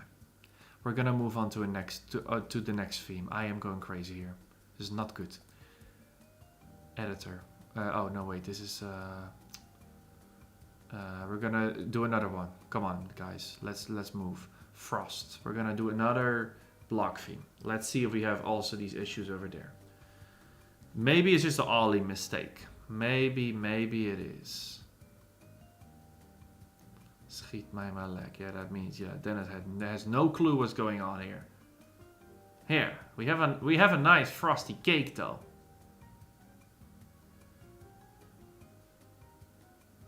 That looks kind of nice. But we're gonna focus on frost, okay?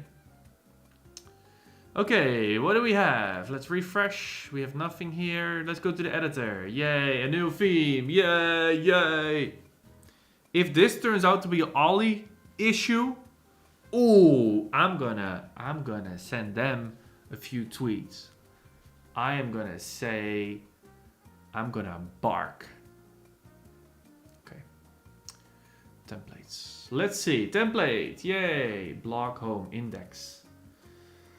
Use as a fallback template. Yeah, okay, so we have the index again. We have block home, which is not a, is this even a, wait, is this a block home? It's not. It's no normal home page. First confusion, but that's fine. No title. It's called no title. Pages. Single post. How can you use people to? Well, apparently there are actually quite a bit of agencies using it. I've talked to some people. I swear. I mean, not as much as Elementor, of course, or other page builders, but I think you just need to understand it. It just takes a lot of time to understand. I didn't know it would take this much time. Okay, for single post, pages. No title. Block home. So block the latest post. Okay. Let's see the styling here. The styles. Browse the styles. Huh. Cool. They should have a custom option here. I want themes to have that. Like a U slider here, that it automatically creates a whole palette. That's what you want, not just 8 options. Like what I have with the website style kit. What I'm gonna try to do, actually, is for Elementor, I'm gonna try to make something like this, where you can start with one U and then it generates the whole palette And then you can mess around with the colors. That is, I think, a nice workflow. But not like this, where you just have a few... I mean, it's better than nothing, but you want to have an input field for your own colors. Come on.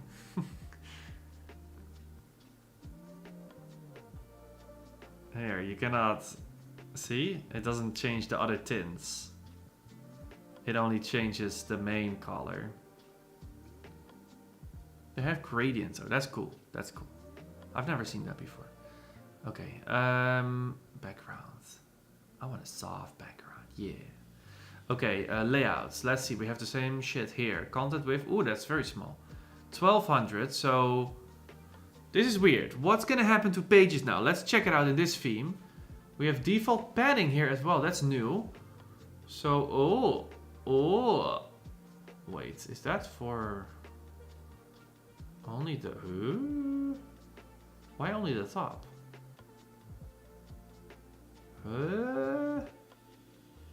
Block spacing. Block spacing. That's also a weird word. Why is it called block spacing? Yeah, the spacing between blocks. Yeah, okay. Maybe I'm so used to Elementor using GSAP. This is the spacing between blocks. Okay, whatever. Left and right. This is only for the header. I don't know. Okay, I don't know what this does. But okay, so we have to look for 640 and 1200. Customize the appearance of specific blocks. Oh, look at that. Whoa. Heading. Oh. Wait. That's cool. Wait, does the default theme also have this? I've never seen that before. Not Ollie, but this one. Does it also have that? Appearance themes. I didn't know that. Style? No, here. Styles. Oh, I didn't know this. This is a default feature.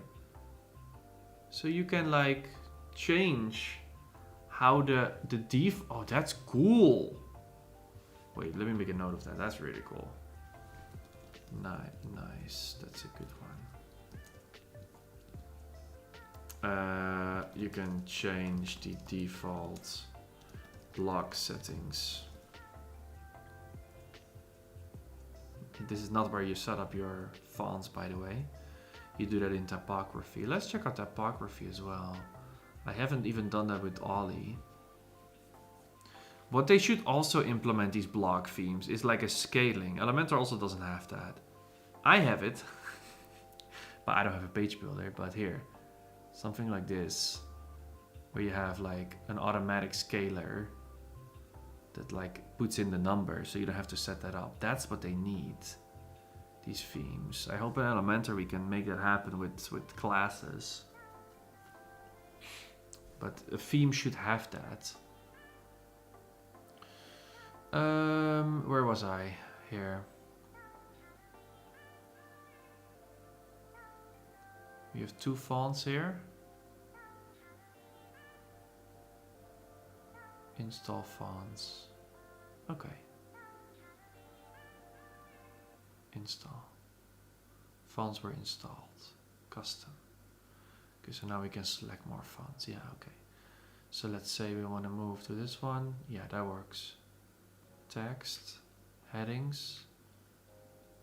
Outfit. Yeah, that works. Yeah. Wow, that's a beautiful site. Okay. Understanding it first is a good approach. Yeah. It will be helpful to start with the most default page on fresh baby install and play with width settings until you fully grasp how it works before moving to themes. I agree with you, Paul. That's also why I'm doing this live stream. But I've been using no code enough to see that this is not easy. That we saw some weird behavior in this stream already. Would you not agree with that? Font size presets.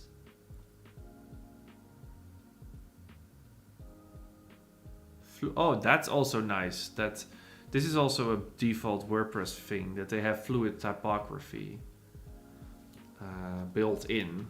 So you have to mess around with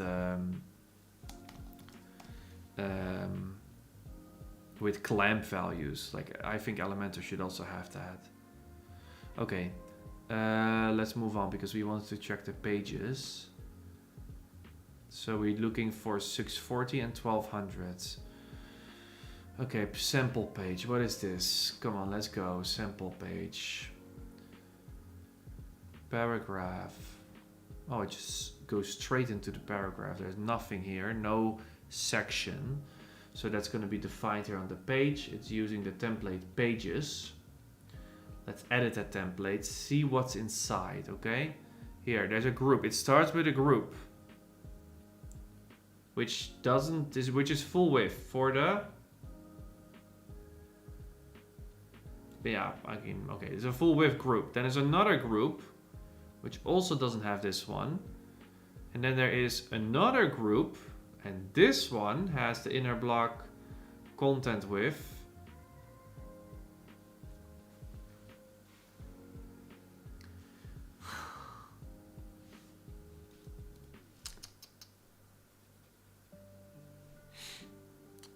So that should then create the 740, okay? So again, this is the pages. Where are we?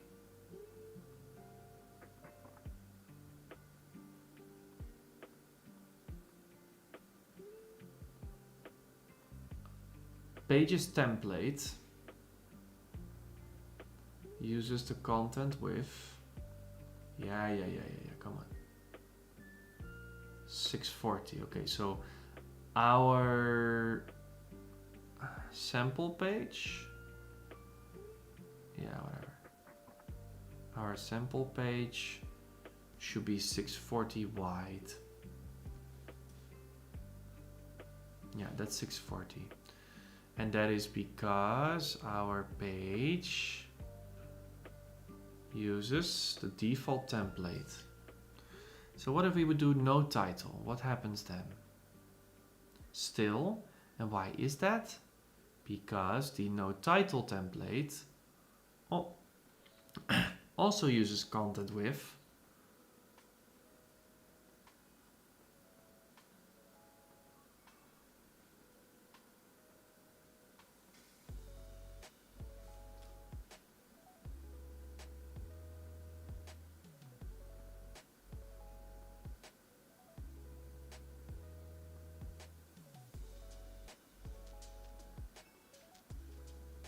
Did you see that?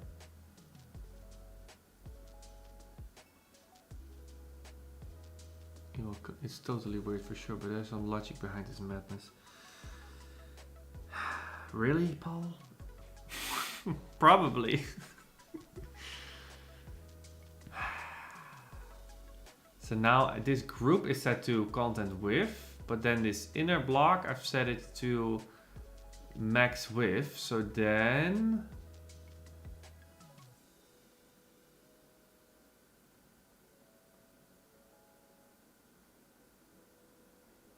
now my pages no title should be wider. So now if I go to my pages, view, now it's wider. How wide? You might ask. How wide is it?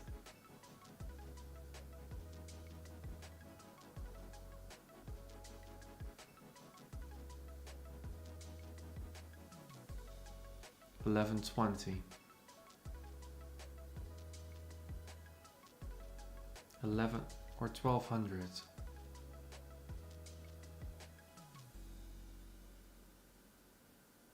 $1200. Was that what we set up?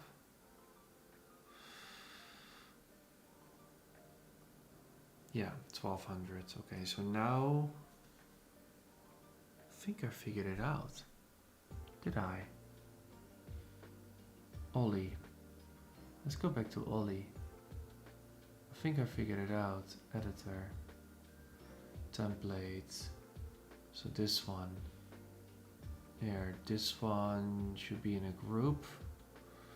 The group should have, yes, this one, but then the inside. So now it's small, but then the inside should be on the wider one, which is 1260. So now our pages, edit.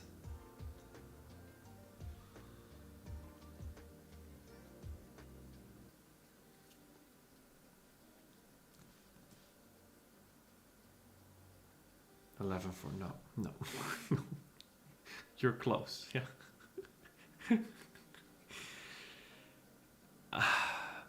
I wish somebody who fully understands this would just show me, but I'm getting too hung up with this shit. So let's continue.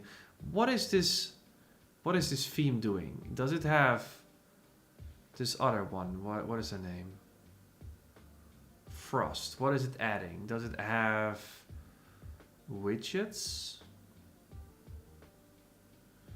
That's also a question I have. What are these themes doing exactly?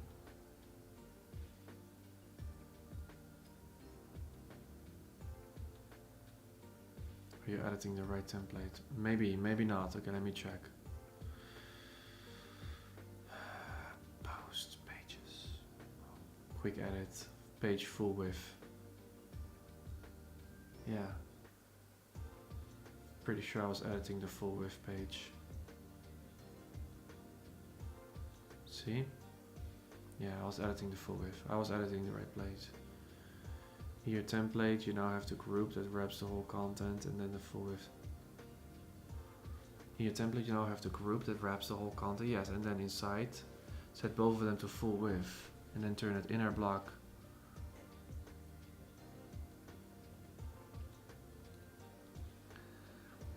Set both of them to full width.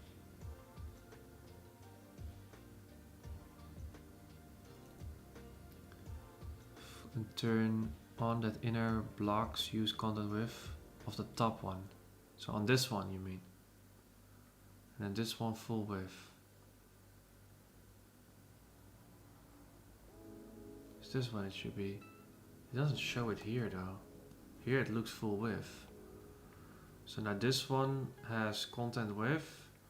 This one has full width.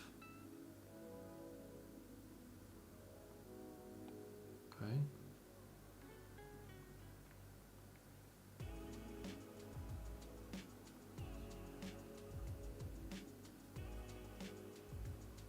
Why does it show padding here then?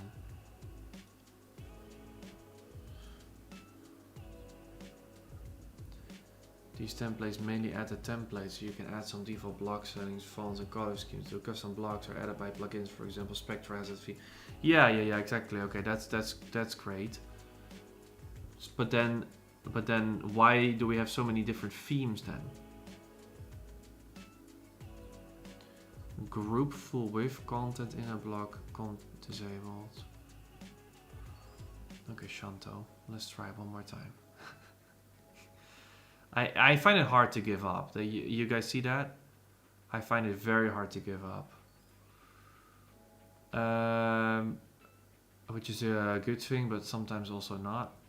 Okay, group full width. Yeah, but there's no width setting for content inner block content. Okay, yes, you say like this, content inner block. Yeah, but then it should.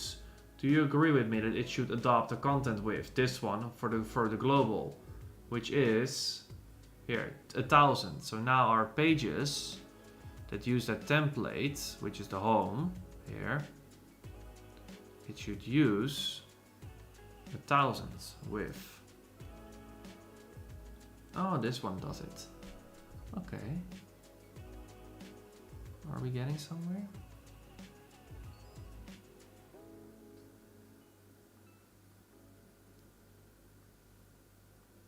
Ah.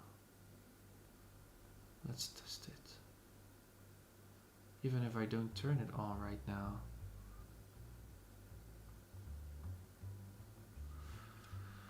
Huh? No, now it's even wider. No. Yeah, but this is just so annoying. You don't want to turn on the inner block for all of them.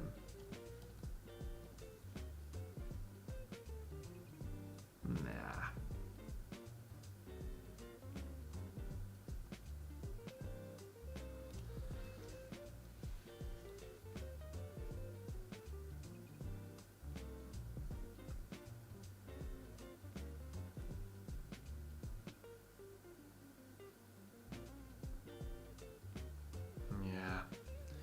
I don't know. There's a back button right on the search bar to get back to the page editing from the template you're on. There's a back button right on the oh, to get back to the page editing. Okay.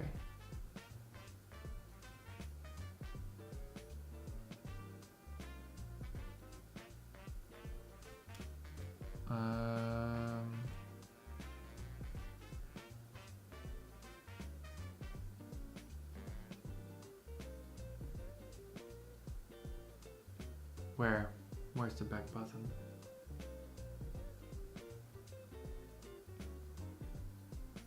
I don't see it.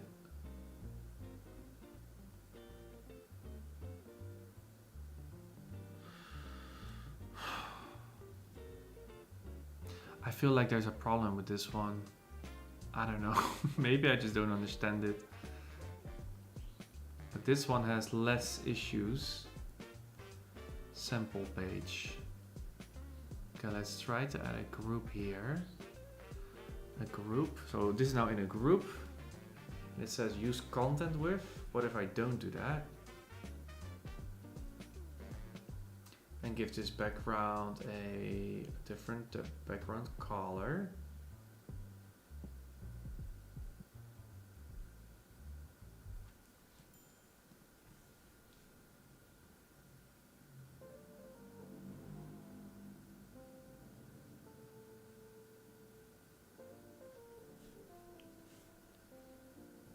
Here as well. So we have a group with a paragraph. It says don't use inner blocks. Use or I didn't check this on. Inner blocks use content with,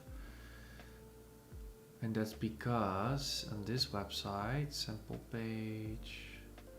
What template is this using? No title. Okay.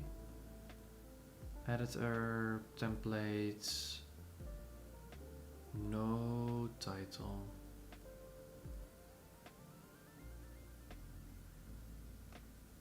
Inner blocks use the content with. Yeah, but why is the background then not? Maybe here as well we should not have a group, but by default there was already a group.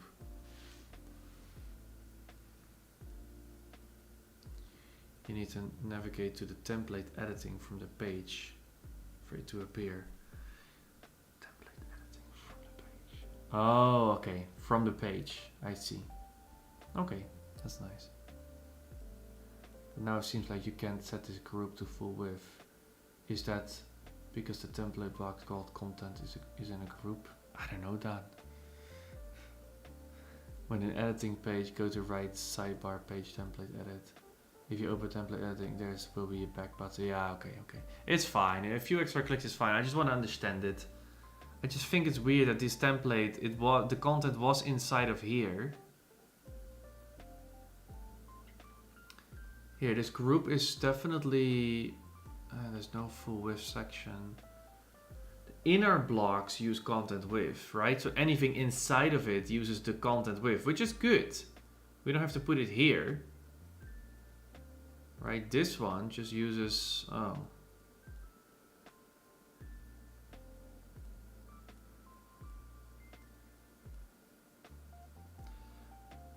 Content block is supposed to be inside the group. Group should be inner block disabled and the content block should be in it. Group should be inner block disabled and the content block should be enabled. Group. You know what? Let's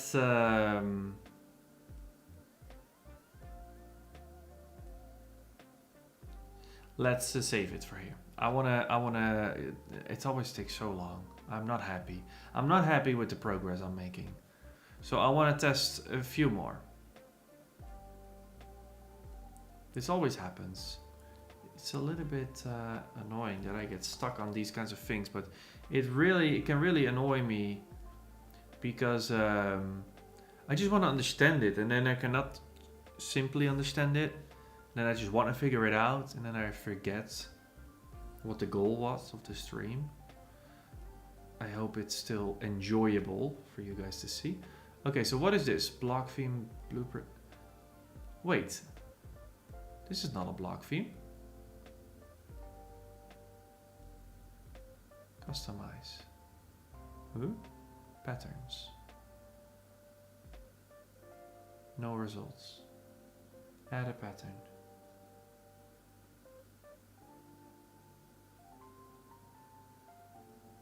I don't think this is a block theme.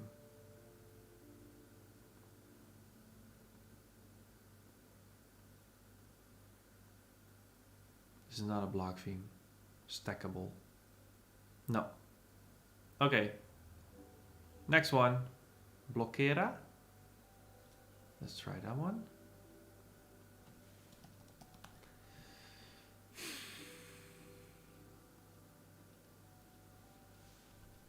And then we're going to install some plugins.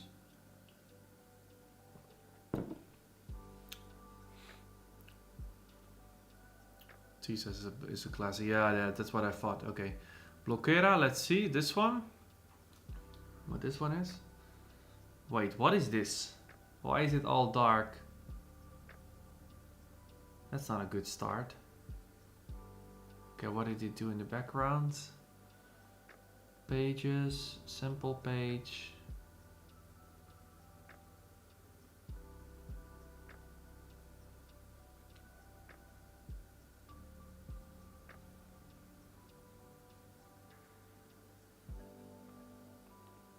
It's the content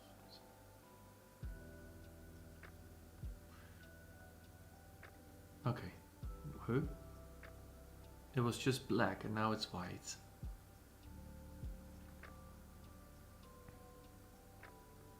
See, they always start out with a group. On the front is a template in our block. 700 and 1100. We're having the same weird shit again. Look at this, white width and then content width is 700.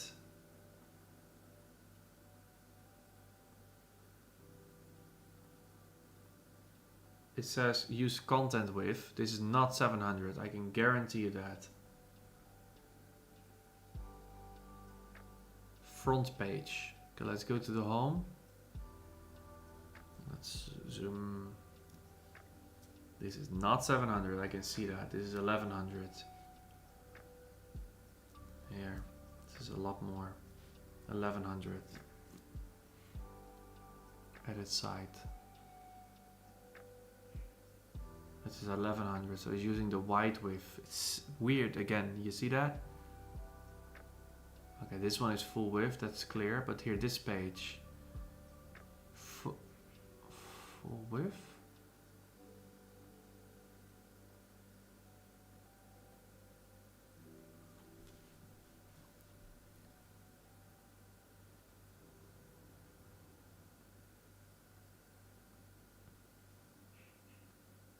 We're here in the front page template.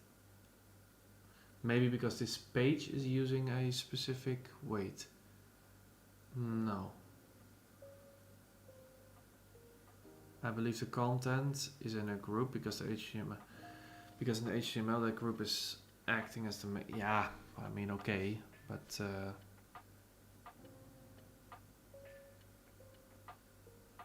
all right, wait, let's check out other templates.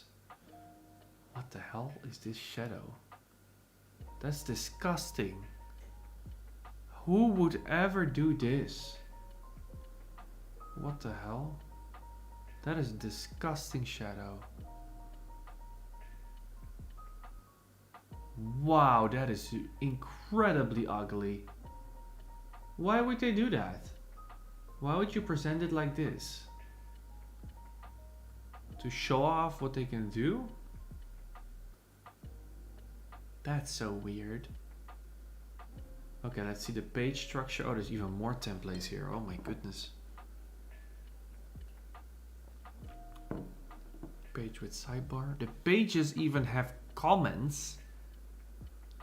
Oh, this one gives me headaches. It's also really ugly. Everything is ugly here.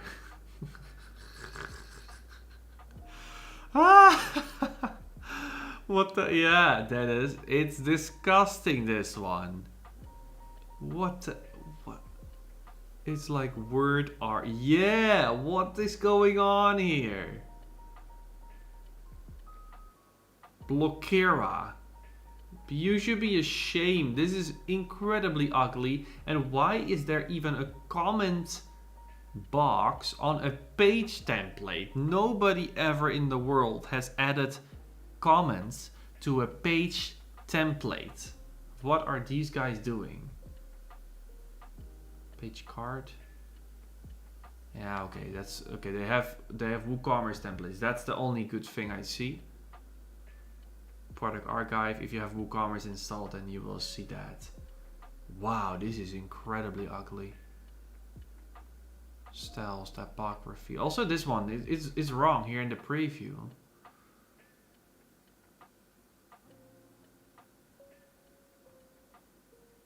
Why in the hell is there a text shadow on this? Yes, exactly. Why didn't they use Comic Sans for the body text? Exactly. Skip. Yeah, this one is really bad. What are they doing? Bloxera.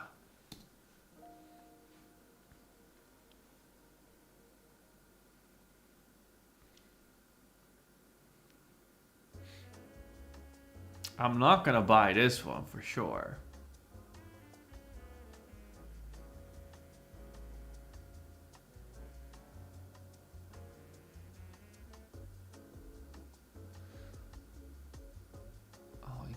Oh, maybe they also have a plugin. Okay, we can try a plugin later. Wait, is that one on our list? Bloxera. Is it? No. Okay, Bloxera. Let's try their plugin later. But this one, no, we're not gonna do that. Stackable was also not one. Tove. Okay, let's try Tove. I also heard about that one. Tove. Let's see what this is. Tove, another block theme, supposedly.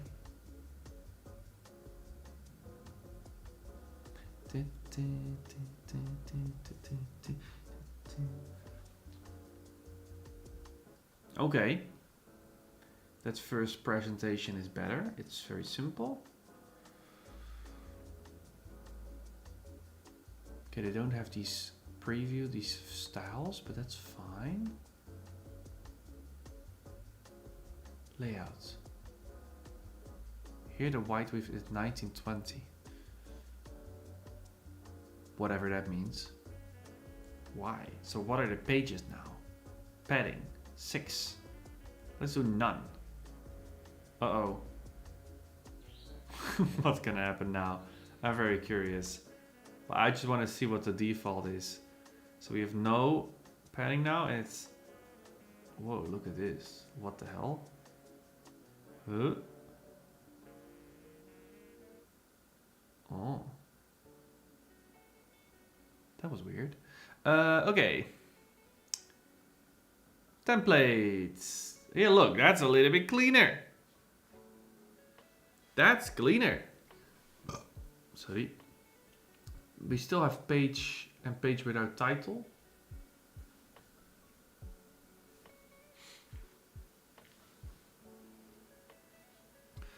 Let's see what our page has now. So simple page.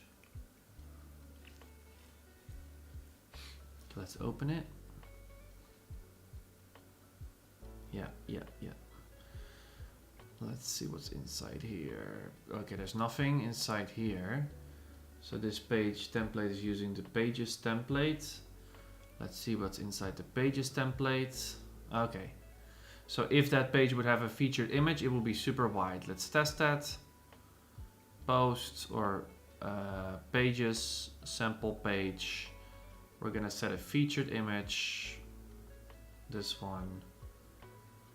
And there's no page, sample page. Is that not the title? Oh yeah, here's the title. Okay. Yeah, see, this works.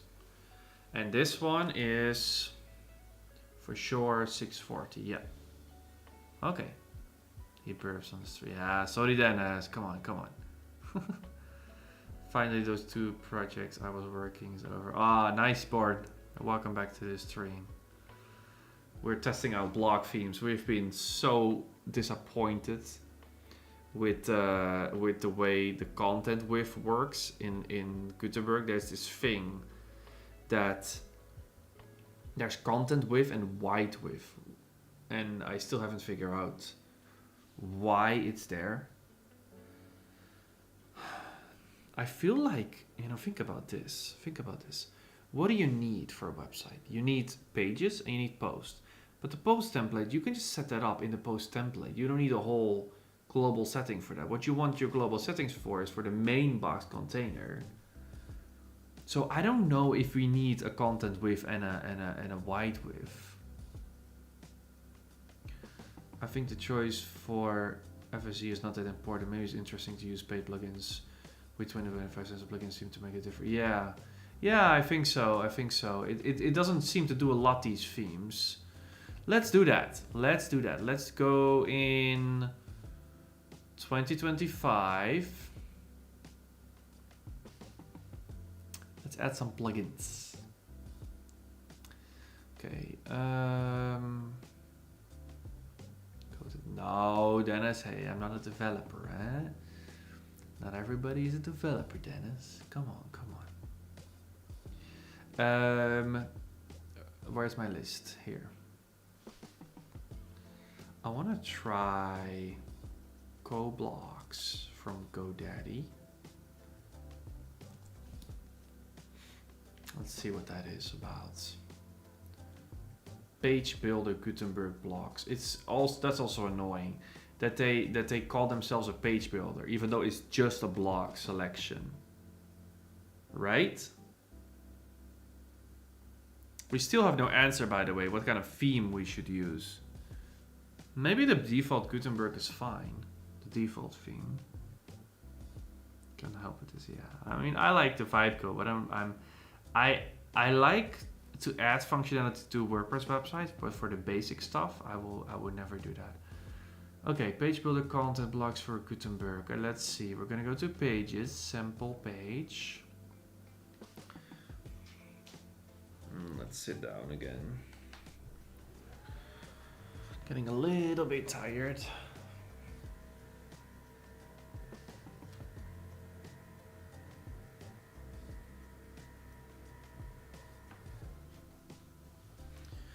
Okay.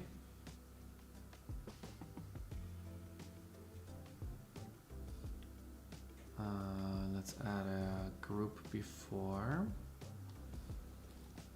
Oh. Group.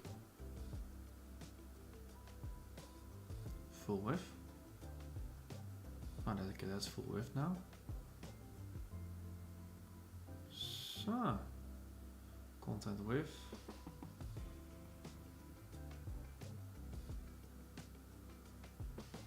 What is that? CoBlocks Labs? Site content. Quickly and easily manage your website pages and posts inside of the editor. Oh, let's try. Site design. Oh, that's a theme. This installed the Go theme. Okay. Oh, layout selector. Get access to high quality professionally designed layouts. Okay. Save. Refresh.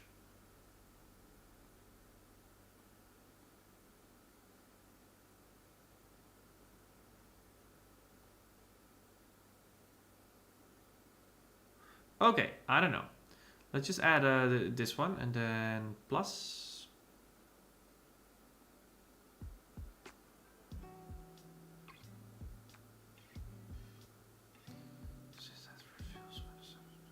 Yeah, that's a good point, Dan. Try out Greenlight Builder. It's my first choice when it comes to. Oh, all right. Okay, so we're gonna add some blocks. Let's see, what do we have now? Use the classic WordPress editor. Wait, is that just a widget? Oh wow, I didn't know that. You can just...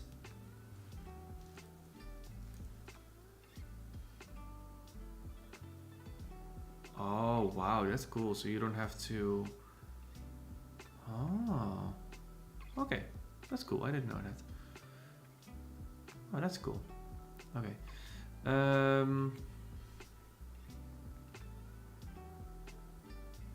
Carousel. Stacked. Okay. Collage. Masonry gallery. Offset. Let's try offset. Let's try a few images.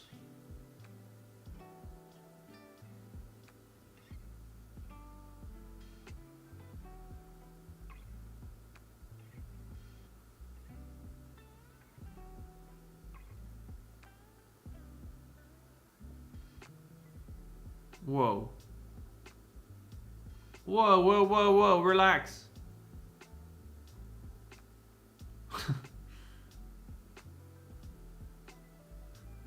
We can set it up per widget. You see that? Some widgets we can put on the full wave, but what? Where is that crazy offset? Oh, here.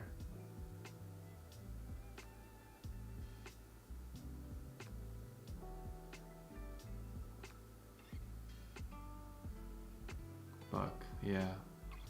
Looks like a bug to me. There's not a lot of settings here.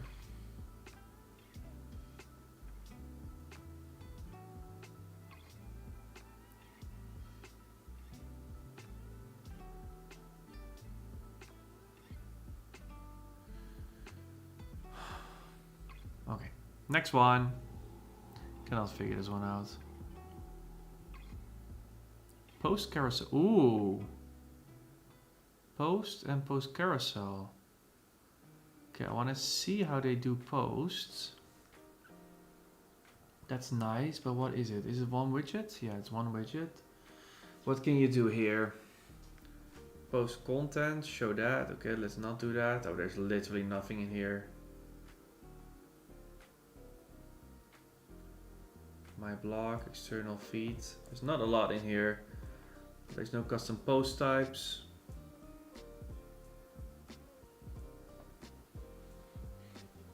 Yeah, that's not really that useful, but I saw carousel. This one, let's see. That's cool. Do we have that? What if you want some images here? Now there's no images here. Sometimes. That's weird. Maybe this, because this one already has images, the other one? No, there's just no images.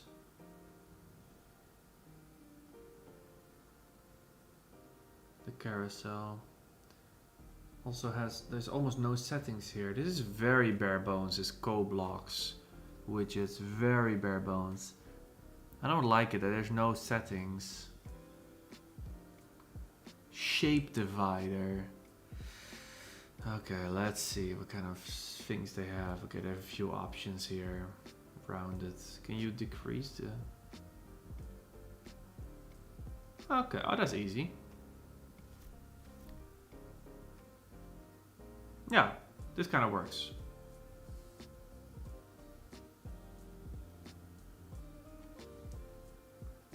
This kind of works. Here we go again. Okay, good luck, board. Logos, pricing table.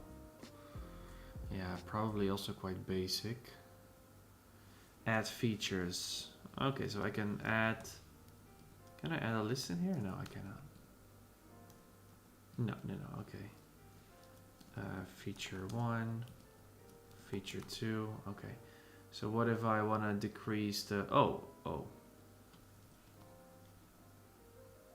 now I can add something here.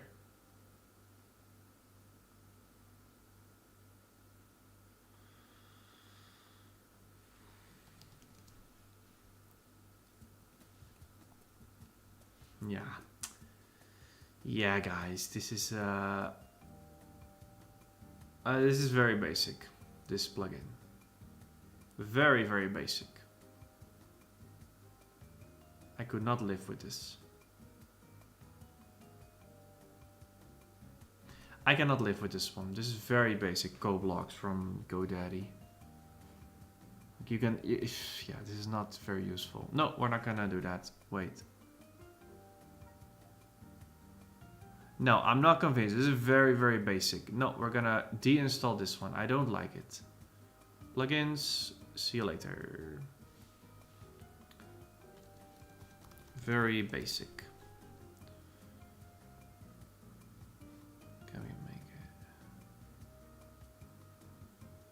Wait, what did you guys say? You also had one. Green light builder. Okay, let's try that one then. Green lights.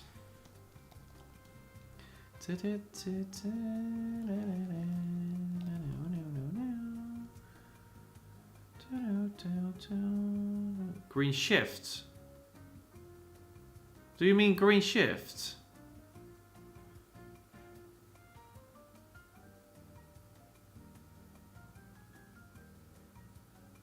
Cadence blocks. Okay, let's wait for him to answer. Let's do cadence then. Cadence blocks. As well. Oh, he already answered. Greenlightbuilder.pro. It's not in the repo. Oh. Greenlight Builder. WordPress.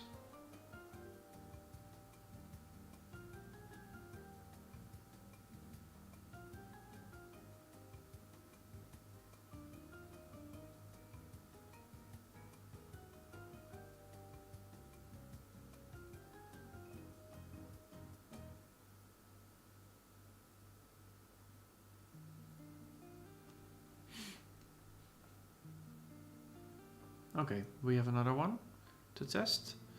Let's first do cadence. This is a big one. It has a lot of installs.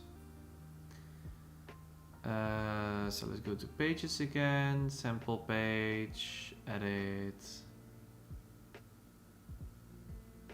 Green light is GreenShift. Green light block. What? Is it the same company or no, Shanto? Okay. What is this design library?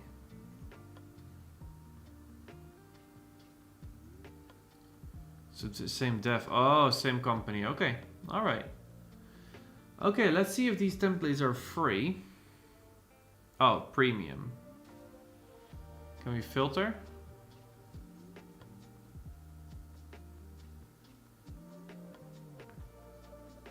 No, we cannot.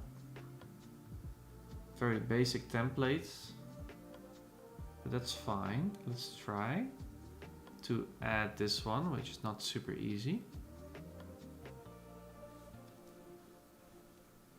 Okay, it did work. Let's try to push it live. It did work, okay.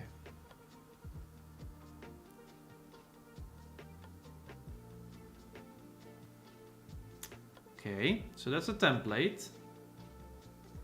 Oh, look, it has all of these different widgets. Oh, look, okay, interesting.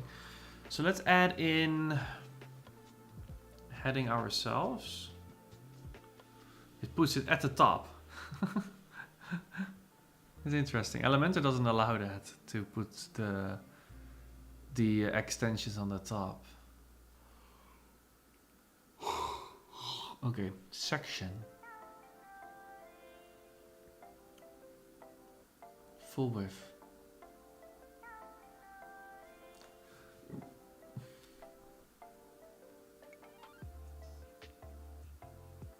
Is it full width now?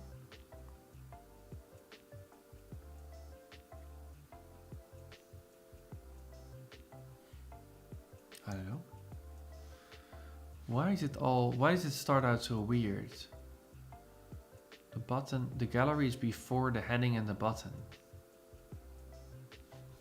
This is a heading. Okay, let's try. What do we have here? There's this heading. Color. Oh, this is bad. This is not good.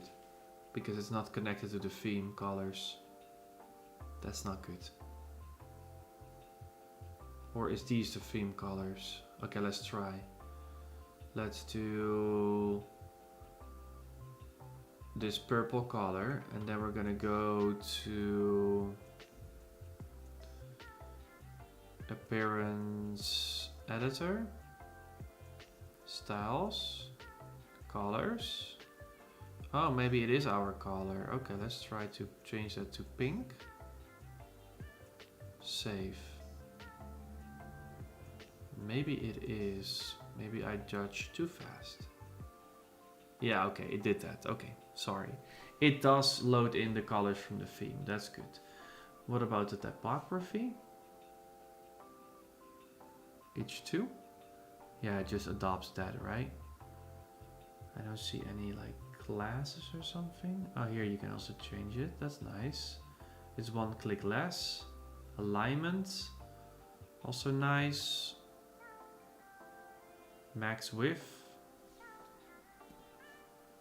I think that's the widget width.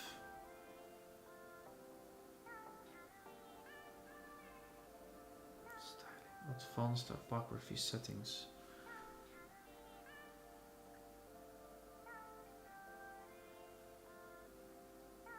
Font family is advanced. That doesn't make a lot of sense. Border. Ooh, ooh, look at that.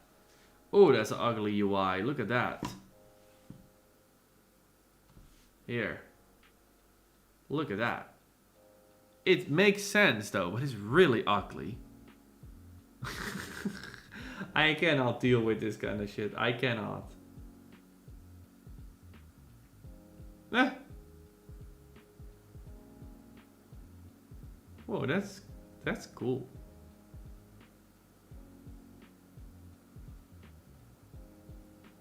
Icon settings. Ah. Okay. Yeah. Why not? Oh. Icon padding at the bottom. Ah. Okay. Select color, hover. Advanced. Top. Oh, I like that green preview.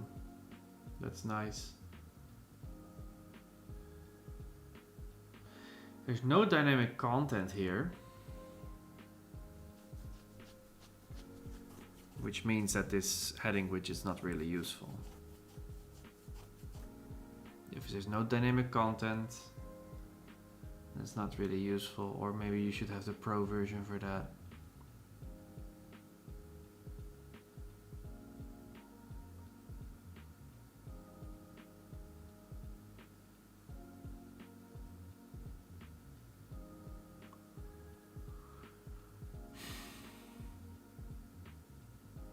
Is that all? Oh, there's some more here. Checkbox. Let's try a simple checkbox. Where is it? Where is it? I literally dropped it in. It's not here. Check. Huh? Huh? I had it. Where is it now? It's gone now? Nah. Nah, what is happening?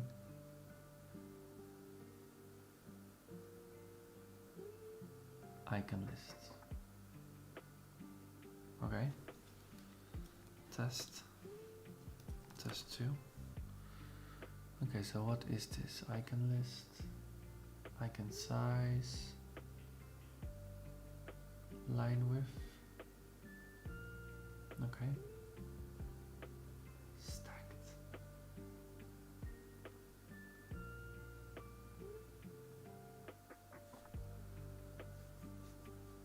It feels a little bit cheap in my opinion. And what I've also haven't seen yet is like a kind of classes system.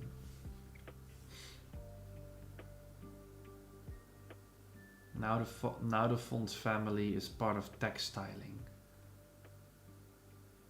Before it was part of advanced. This is how Elementor version 3 is as well, which I really like that they're gonna fix in version 4, where things are just more consistent. This is a bit weird. Lottie animations, okay, sure, that's nice. Search advanced. Divider. Tabs, let's try the tabs. Oh, that's cool, you can get it like a preview. Let's do this one. Okay, fine. So let's add some content in there. Can we just do it like this? Paragraph, yeah. And then this content is gonna go in the second tab. Does it work like this? Yes, it does, okay. All right, so let's style the tabs a little bit. Oh my goodness, what is this? Select the color for what? For the border of the... Huh? Oh, there's no border on the bottom. So we can add a border on the bottom like this. And the left and the right. And the border radius. It's not linked automatically. Now it is. Yeah. Classes should be the advanced tab. Really? Let's try advanced. Yeah, but only, but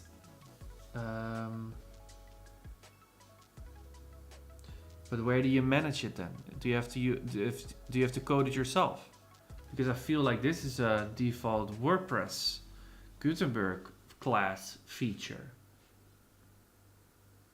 I don't think this is the cadence one, right? Let me try if you were dragging a normal heading.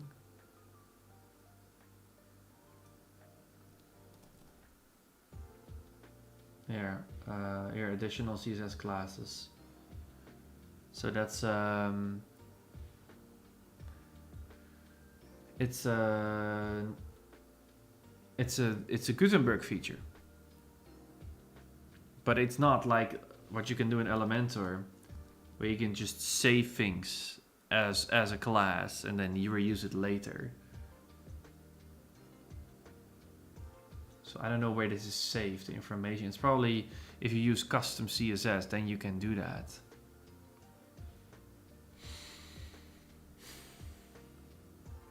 Let's try to change the design of these tabs a little bit more. Tab, title, width. Oh my goodness. Title margin, right? Okay. Title padding on the top, sure. Icon, tab, subtitle, anchor. So can we, for example, change the rounded corners?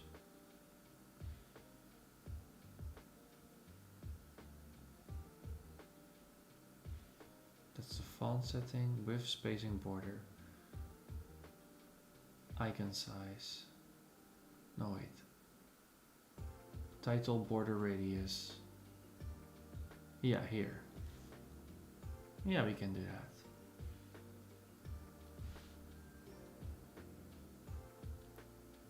Okay. Kind of fine. But there's no like dynamic. Okay, let me check. Doesn't seem like this can replace element. Yeah, that's also what I feel, Born. Let me check my notes.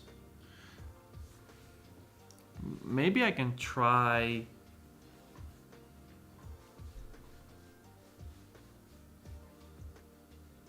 Maybe you have a point there. My background is a bit more developing, so I'm okay with custom CSS. Yeah. Yeah, I mean, I feel like maybe WordPress also expects that somehow. I don't know. If they want to compete with Elementor, they have to make it easy. That's for sure. Yeah. Dynamic content in general. Yeah, it's not.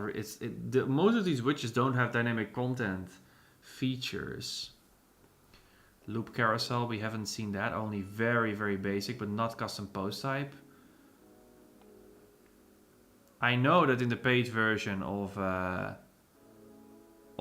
Spectra you have that here. So Spectra.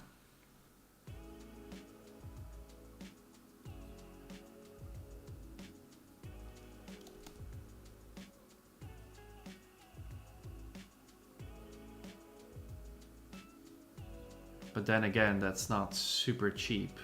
And so then the question is, you know, should you...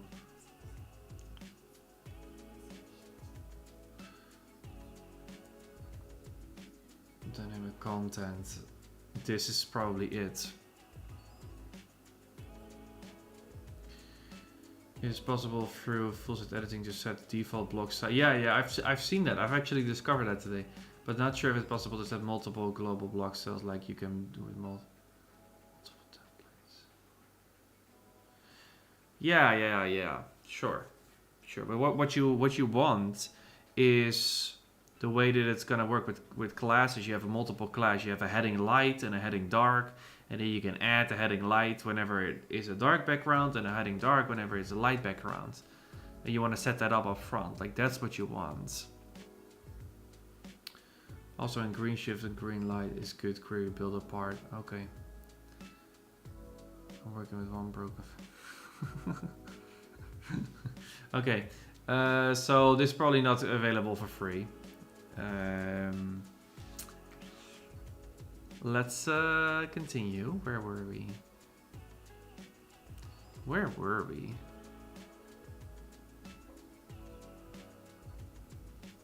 Oh, here. Okay, let's see if they have some dynamic shit. And if not, then I'm gonna move on to the next plugin. Okay, and blocks. No. Right. So let's move on to the next one. Plugins. Deactivate. I feel like I don't like the way it's designed. It feels a bit crappy, actually. Cadence. Feels a bit crappy. Not great UI. And no dynamic content. Not from what I've seen. Stackable one. Let's try that one.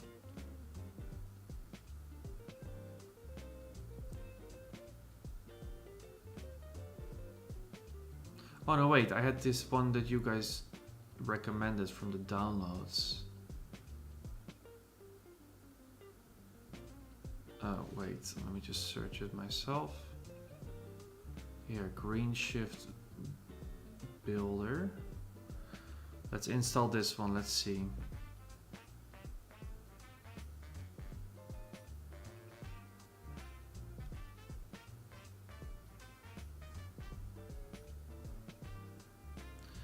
Okay, this is basic. Spectra has a better UI. But yeah, I really like Spectra.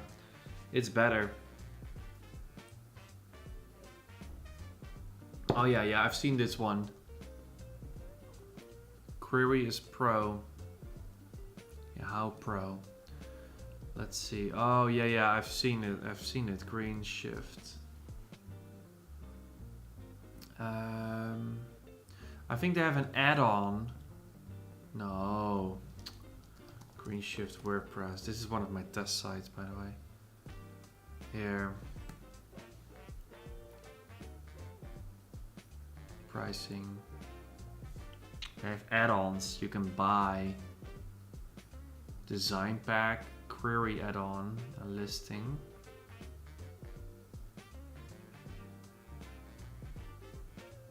Lifetime. 5 sites unlimited, 250. All in one, 300. So then you get everything. Animations, query builder, etc. I have one license. What is this one then? Green Light Builder. Did I not try that for free? That's the one I downloaded, right? So why is it installing GreenShift then?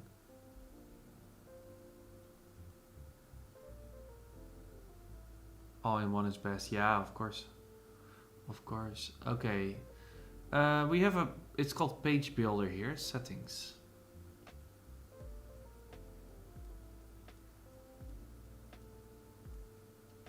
We have a custom font uploader with only one, it looks like. Oh, here, add a new font. Okay. Okay, you can add multiple fonts. That's one that I wanted. A feature that I wanted. License. Oh, no. Stylebook. What? Okay.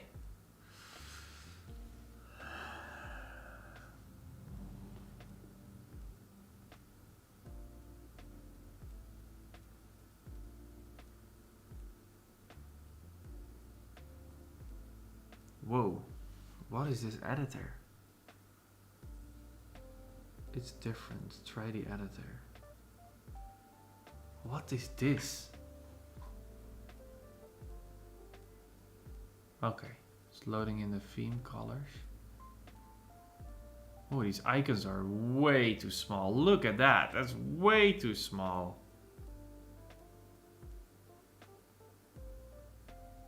I do not like this UI at all. This is not well designed. Look at how small that is. Tiny. Look.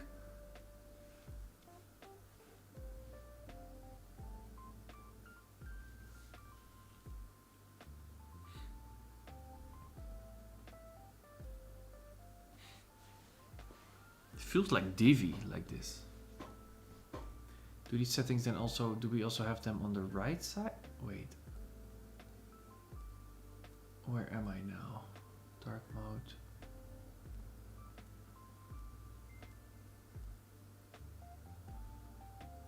Classes. Oh, here. Hey. Let's try box 1. Type. Text class. Add.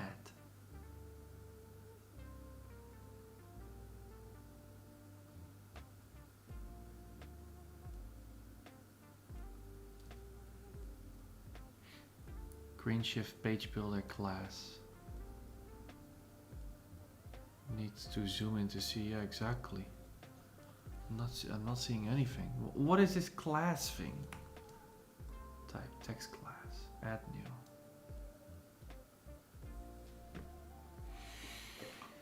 Oh, jongens. This is not great. I have no idea what's going on here. Styles. Custom CSS code.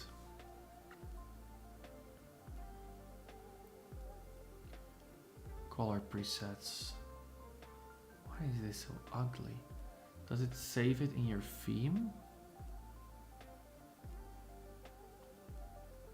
Or can you then use it? Colors. Oh, here's dynamic. Oh my god, look at this. It's coming on. It's at the back. Wow, that's bad.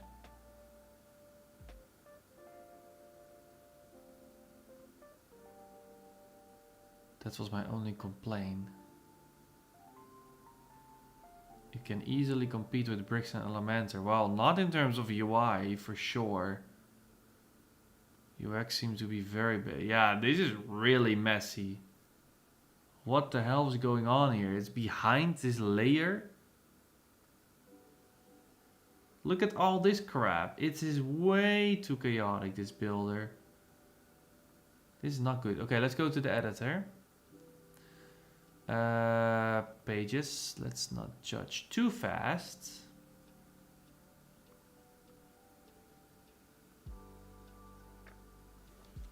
Okay. Huh? There's a widget for H1 and H2. And H3. Separate widgets. What the hell? Okay, let's try to add in a H1. Oh wait, I need to delete some shit from the old one. Okay, here. GreenShift. This is a title. Let's see what we have here on the right side. All these tiny icons again. Look at this. How can you even see that? Why is it also cramped in this one place? So we have local styles. What does this button say? There's just a dot here. Oh, here's classes. Hey. But where is the stuff saved from the class? Oh, maybe you just add stuff here now. And then it uses that. So let's try, okay? Let's try to add a color or something. Here, text color. So let's say this one is accent 3. So now this one is accent 3. So our class called box1 now has a text color 3. Okay? So now we're gonna add in a new heading. Let's do a heading 2 then to see if that works. This is another title. And then we're gonna add box 1. Or was it 2?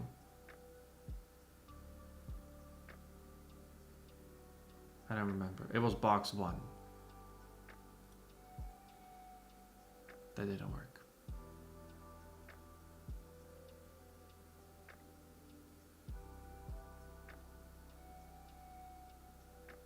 It's HTML element based workflow. No, it isn't. You added local not. You added local not box class. You added local not box class. What do you mean local? Root class?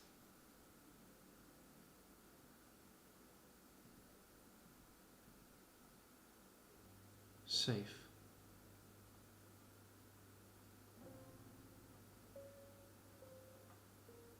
Box 1. Add.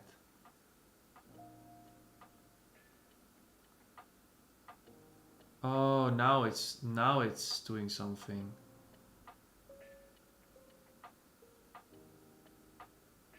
So yellow. Save. I don't know how this works. You have to select the class and then apply the colors. Yeah, that's what I did, right? I select the class. Oh, here. Oh, like this. Okay, let's do pink. Box 1. Oh, okay. Save. So now this one.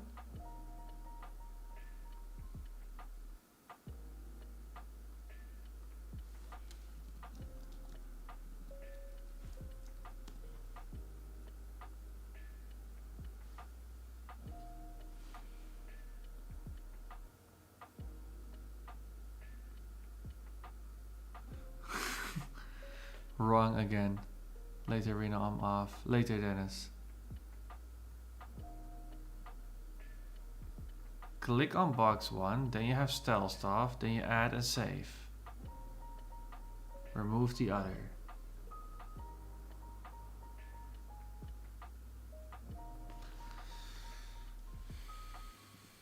Okay, delete. Delete. What is this one also? Root class. Oh, it did work. It did work. See? It did work. Great. So now if we add box 1, it should add in both places. Yeah, okay, this works. Okay, that's cool. That's cool. It works. So now we found a way. Okay, that's cool.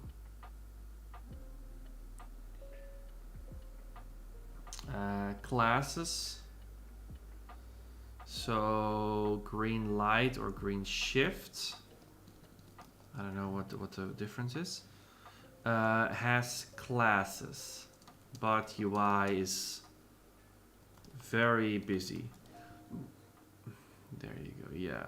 We figured it out, guys. That's cool. I have to say that's cool. Oh, and even dynamic value. Okay, so let's try to go inside of our, that's interesting. Here, let's try to go into our templates and then to see if we have a single post template for our Okay, it doesn't show our single post template. Why not?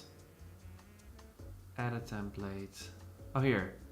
Single item house. Let's do that. House specific. Oh, that's cool. I like this. Title. There's an... Let's just do this one. First one. What is this? Title. Featured image. Row.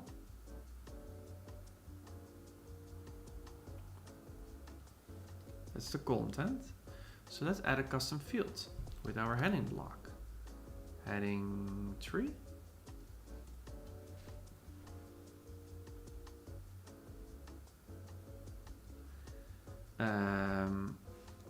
Area. Let's try.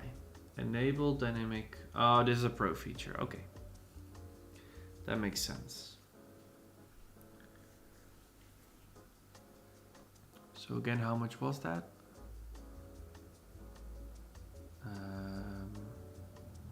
No. This one.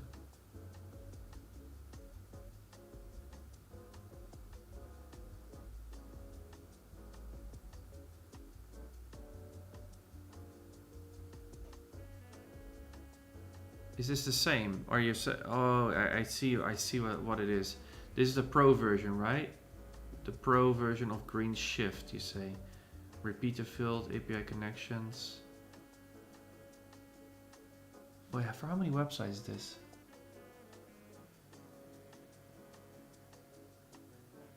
Oh, also GSAP animations.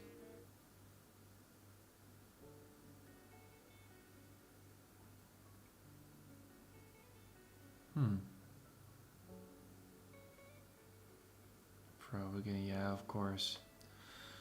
Of course.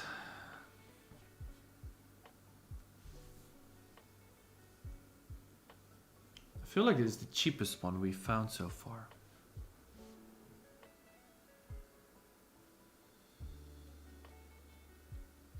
This website looks a lot better than the actual plugin, by the way.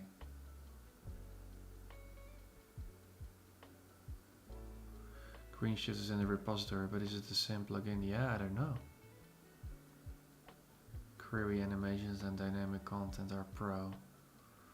Yeah, that makes sense. But is it really this cheap? Because that will be interesting. Here, if it's only $90 for once for all of these features.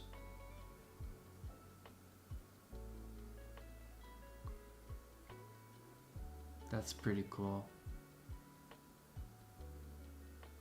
See what I mean? Okay.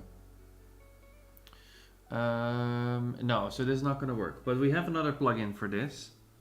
I found, but then there's. I found a plugin that allows you to load in dynamic content. But then you could also use like CoBlocks.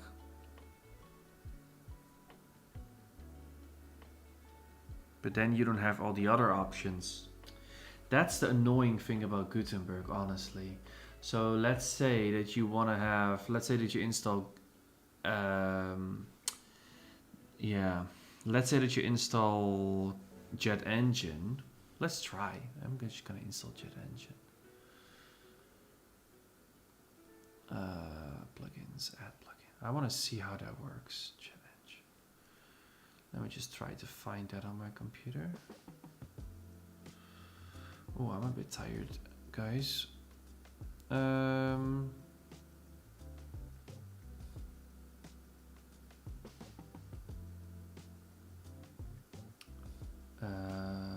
CoBlocks, JetEngine.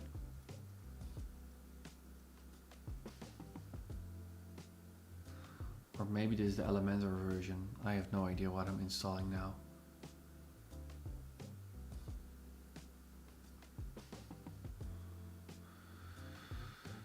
I'm very curious to see if we now have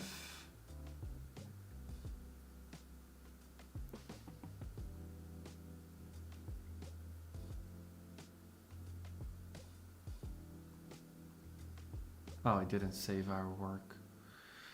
If we now have new widgets from is this?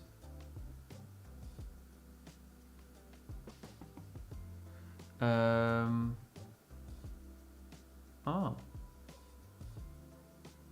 Dynamic repeater. Yeah, that's probably all pro. Pretty sure. But I want to search for query loop builder. Is that JetEngine? You're using a non-authorized add-on. Nulled version of your license expired.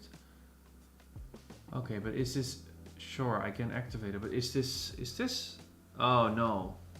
It's not.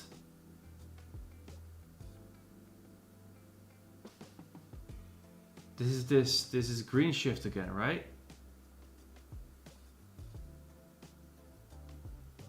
I think extra dynamic blocks. Oh, here JetEngine. Oh, no, this is not. Okay, this is not. Here's JetEngine, dynamic field. Oh, look. Okay. So now, hey, let's do that.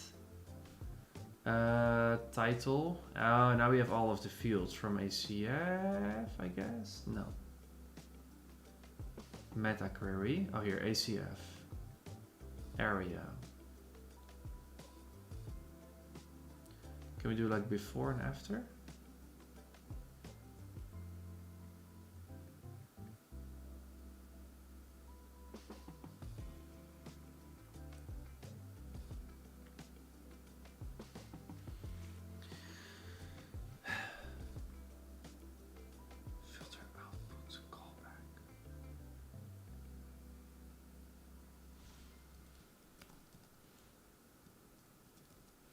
Does this work? I have no idea.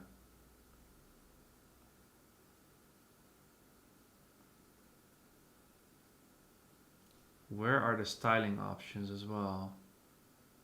Layout. Customize. Where then?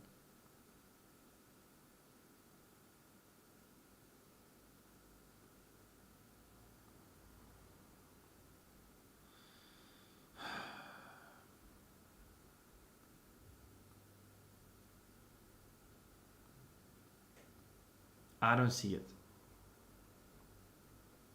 I do not see it. This is weird. I think it should work now, you know? So let's try the master house template. Let's go to one of our houses now.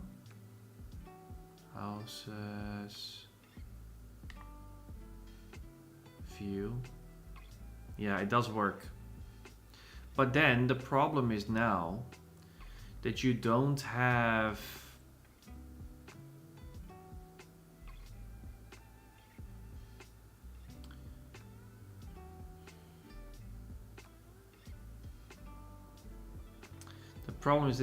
these other options, because every company has their own plugin. So now you don't have the classes feature. You guys see the problem. This annoys me a lot about Gutenberg. So Gutenberg itself is not complete. So you have to install all of these things, all of these plugins, but they don't work together. They don't extend the functionality. And yes, I know in Elementor, that's also the case, that JetEngine has a separate widget.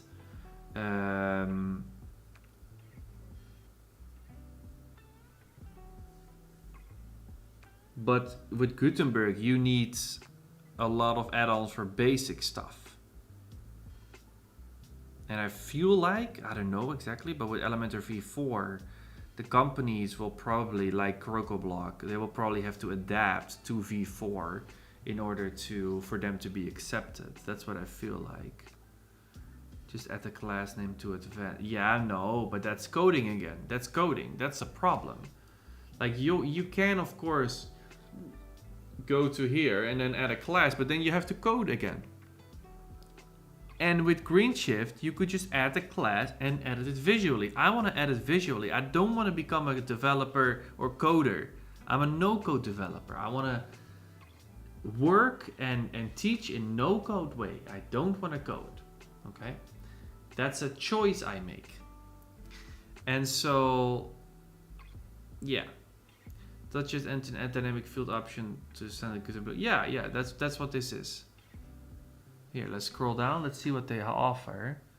This is just the same widgets as they have in Elementor if you install JetEngine.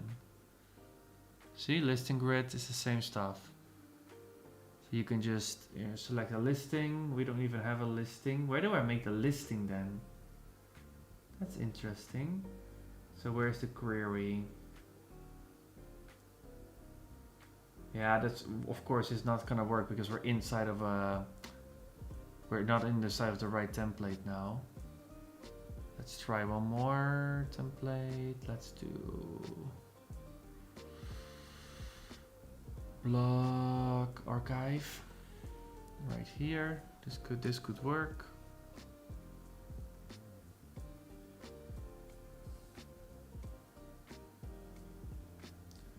Yeah, we don't have a listing, but query options is how visible are marked legacy. We recommend query builder. Oh yeah, then you have to use the JetEngine query builder, which is not easy at all. The JetEngine query builder is not easy to use. It is very hard to use. I mean, to the Gutenberg heading block, for example, you make a listing on the JetEngine. Yeah, okay. That's not true. Greenlight has very advanced query builder where you can fetch the data from JetEngine. You don't need extra add-ons, where Bricks and Elementor need multiple add-ons.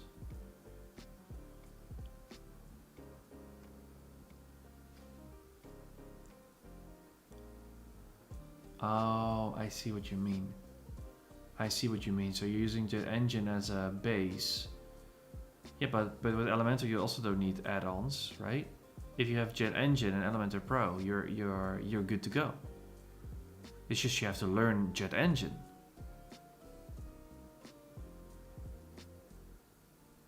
But it's good to know that you can, with GreenShift, you can load in data from, with the dynamic data, you can load in data from JetEngine or ACF.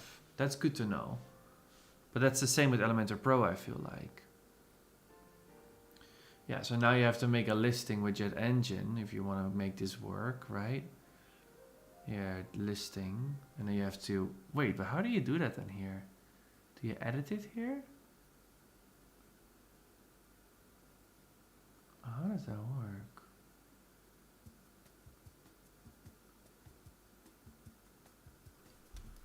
Listing 1. Gutenberg. Yeah, okay. That's how you do it. So now you make your listing right here and then you load that in. Okay, that makes sense. I see how that works.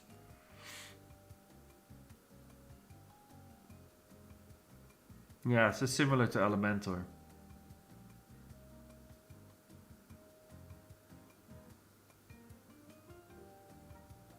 So you're saying, Shanto,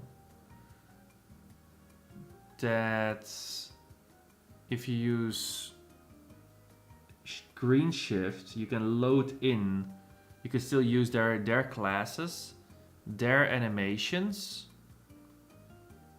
and load in dynamic data. You can even load in listings, etc. So then you're purely using JetEngine as a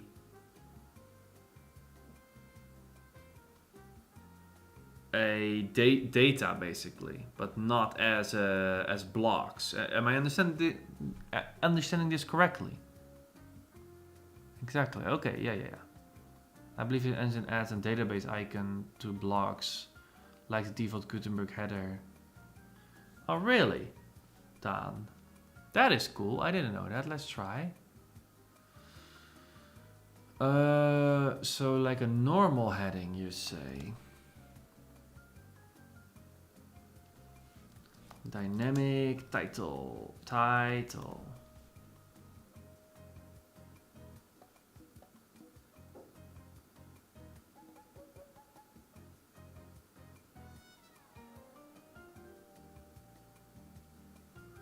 No.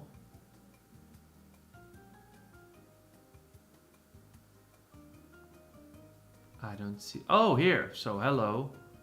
Good morning.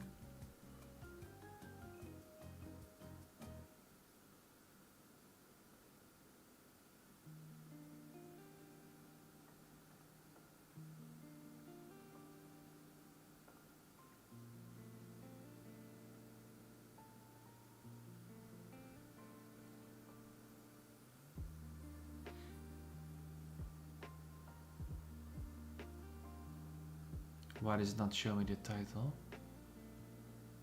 Post ID, post title. Let's try. Content. Oh, it does work. Okay, that's cool. Okay. Oh, that's nice, actually. Yeah, but then, okay, but then still the problem is...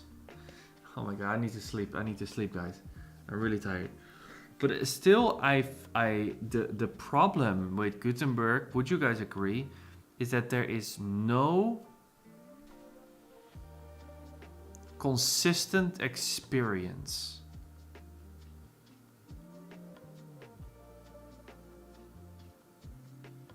Because now the question is still, with this, what you guys showed me, are you gonna use, here, are you gonna use the normal heading block from Gutenberg, or are you gonna use the heading widgets from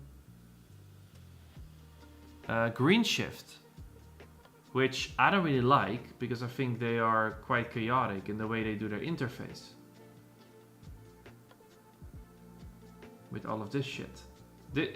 If they would design this better, I think GreenShift has a good chance, honestly.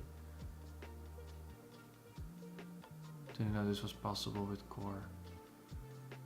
No, that's not possible with Core. That's JetEngine, Shanto, because I installed JetEngine. Yeah, yeah, exactly. So for pages I have for blocks, I use CoBlocks. Yeah, okay, sure. So you like GreenShift? I think it's a good deal though. I just really dislike the way they do all of this stuff. Advanced animation, interaction layer. Oh, it's just a lot.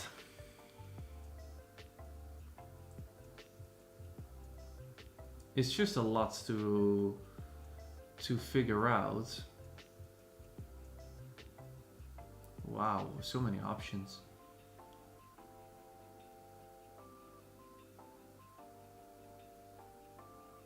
Oh.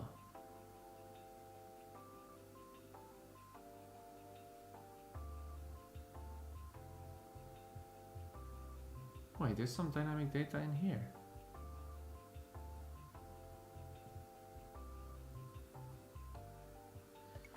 I think that GreenShift and all of these other plugins should expand the default heading instead. Yes, exactly. Exactly, Dan. Look at what I tweeted. Like, I already felt that this was the conclusion that I was gonna get to today. Okay? I already had this feeling.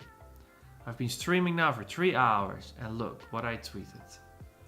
A lot of people responded to this one. Here, something I've noticed in Gutenberg. Every block plugin comes with a completely different side panel. This makes it hard to get used to. Why not extend the default blocks instead? Here, look, in this video I'm showing you. There's one heading block, then there's two heading blocks from Spectra, and then there's another one from another plugin that I installed. All of them have a different side panel. And these were actually better designed than the shit that we've seen today. Some of it was not great. And so now we have 3 different headings. So imagine a beginner, you just install some plugins, and then at some point you just type in heading and you get 3 different headers, heading widgets. That's not a nice experience. I agree, I don't like the UI either, but they can improve a little. I can compete with other classic builders. Yeah, I mean, Shanto, if you don't care about these things, the interface, but for me, The interface has to work easily, otherwise I am not going to use it. That's what I have against GreenShift. I believe their capabilities, I truly believe it. And it sounds good, but I cannot accept to work with a company that does not understand UI design. I cannot accept. So I was discussing with some people here. People said it's easier to make a custom block instead of extending an existing one. Okay, but maybe that's laziness from developers, right? That's not good.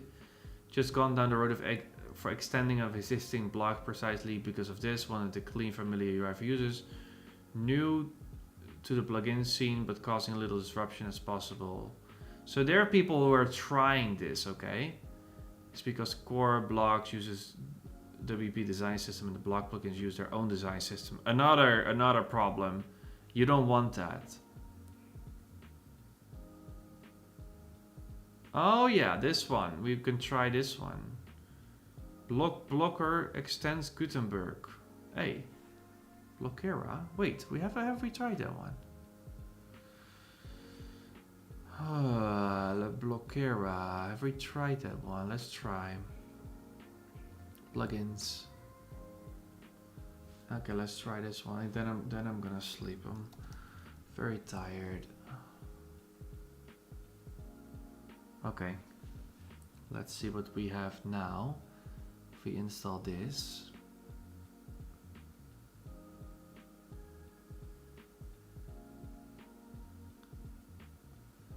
So choosing the right plugins and workflow seems very important. Adding plugins for every missing feature will make it really... Yes, exactly. Maybe this is why someone would buy a pro plugin. Yeah, but then you end up with a lot of pro plugins. And then you could argue that it's better to just pay for Elementor Pro, where everything you need is included. Most of it. And JetEngine. I think then you're basically settled.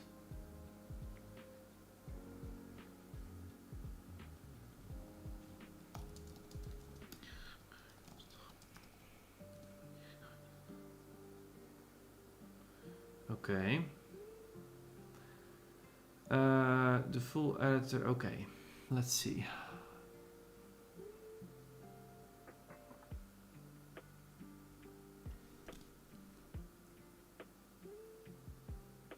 Oh, look, we have this now.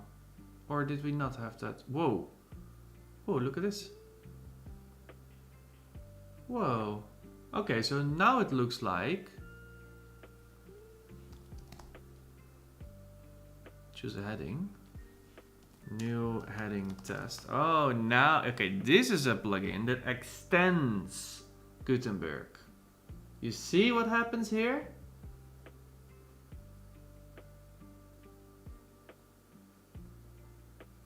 It adds it inside of the heading widget.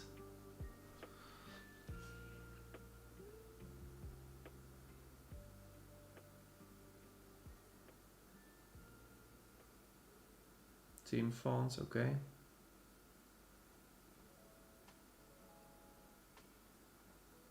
Text color. Okay, this one does not use the theme. That's not good. That's not good. Background. This does not use the theme styler. Spectra is close to what Elementor uses like, but it lacks some basic blocks like nestable accordion block. Huh. I like Spectra the most so far, but they also have separate widgets. This is refreshing, honestly, to see, even though they don't connect to the theme colors, which is insane. Why not? But at least they're extending the basic Gutenberg blocks.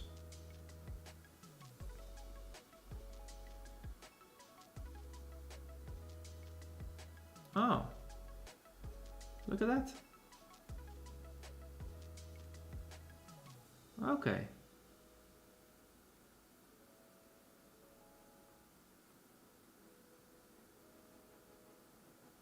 Upgrade to Pro. Yeah, of course. Custom CSS. Why? Custom CSS is free to do with another plugin I know that also extends it. I found another plugin that can extend the functionality of the block. I'll show you. Which one was it?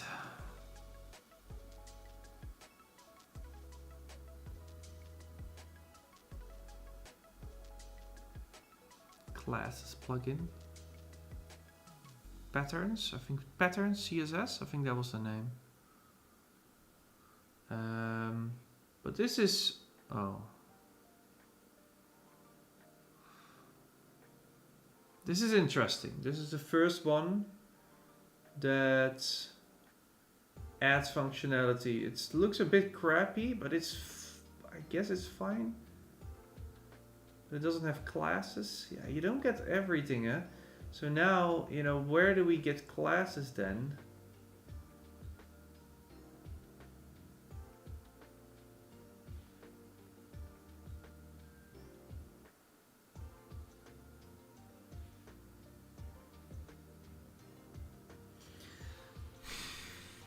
That's the problem I have with it. All of these plugins have a few features, but they don't have everything that you need. Or the UI is bad.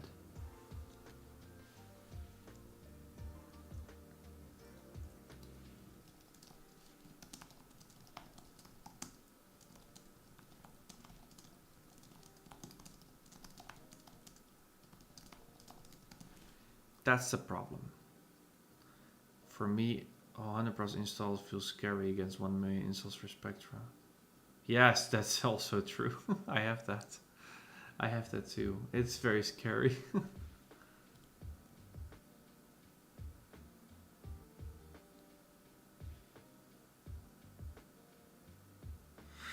You can see, you can sense the amateur UI design in these developer plugins. Like that's what I think the problem is in the Gutenberg era. It's like what they should do. Wait, let me write this down. What they should extend the basic blocks, but developers don't have good UI designers.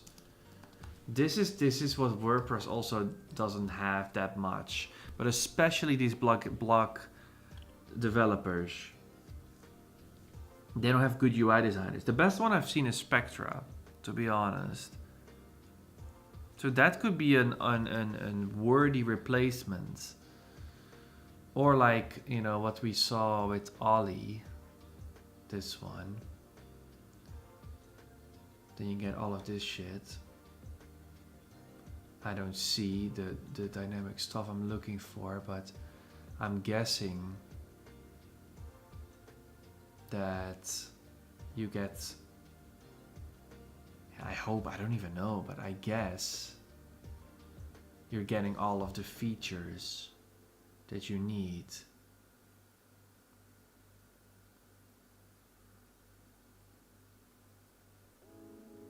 You know, but then, you know, you have to pay quite a bit. So that's the journey. I feel like you need to spend quite a bit of time figuring out whether it's gonna be Spectra Pro or Ollie Pro,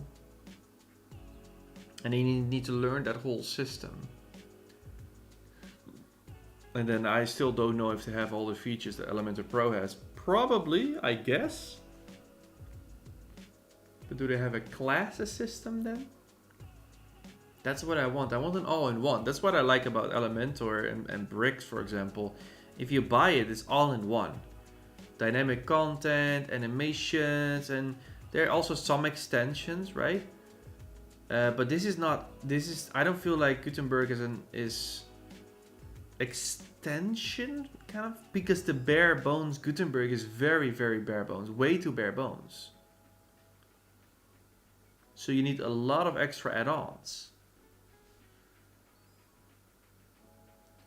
In the future, CoBlocks will get dynamic field support when working with secure custom. Probably, yes, but then still, that would be awesome. But then still you're missing a lot, like animations and classes, and so it's like you have to combine a whole bunch of plugins. I hope companies like Elementor are willing to build their software on top of Gutenberg. That would be great. Yeah, that would be great. You need good designers that Elementor as a company has. Ollie is overpriced. It's just a theme with nice looking. Is it really? Is it really just a theme? Because that would really suck. If they... It cannot be that simple, right? They have to have like serious dynamic content.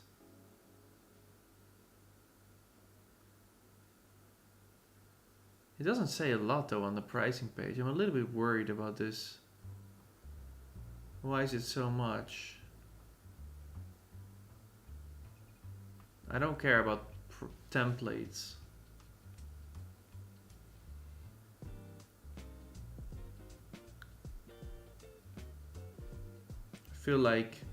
I feel like you're still safer with Elementor and bricks at this point. I think that's my conclusion for now.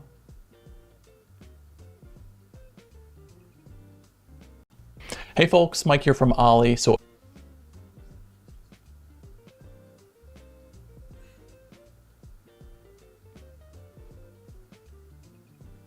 yeah, I'm still not so sure, but I guess the experience is still a little bit simple. Let's see. No dynamic content in Ollie. No, that is not okay. You cannot charge. If that's true, then that would really suck. If you don't have dynamic content, that cannot be true. Come on. I have to leave for now. Yeah, I have to leave too. I've learned a lot. That's nice, Dan. Me too. And thank you for all of your input. You were really great help today. That was really nice. The block theme. Yeah, really. Yeah, they don't have a lot of features on this page. I don't understand why you would pay this much. Maybe I don't understand it. Maybe I should just buy Spectra Pro or whatever it's called. And let's try this one because this one for me has been the best experience so far. But again, I don't know if this can compete with Elementor, you know? Annual. What is this? Astra Pro included.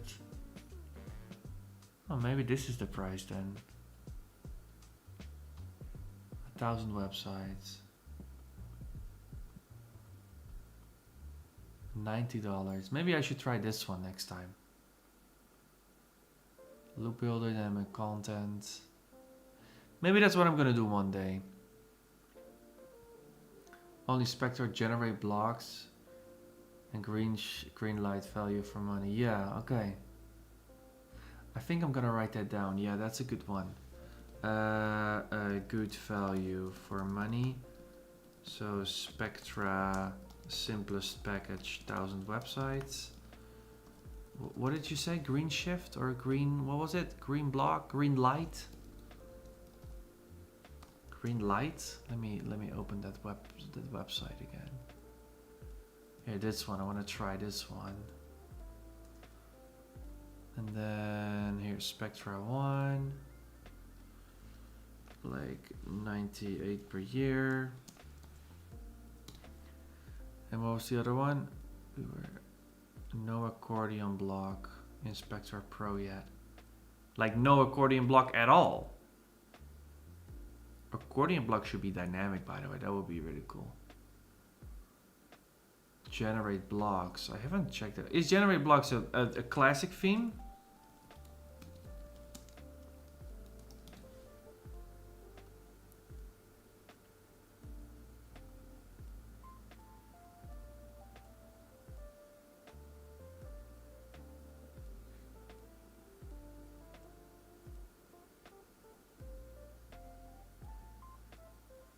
Is it?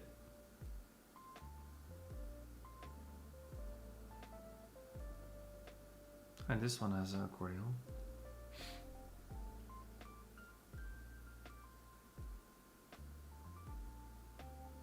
But do they have like classes?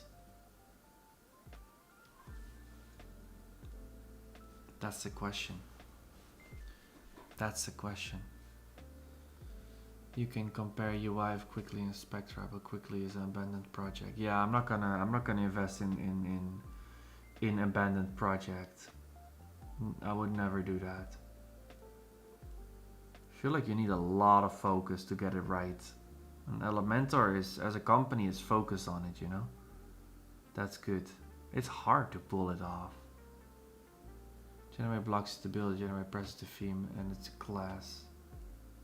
And it's class? What do you mean, classic theme? Generate press. Generate press. Is it full site editing or no?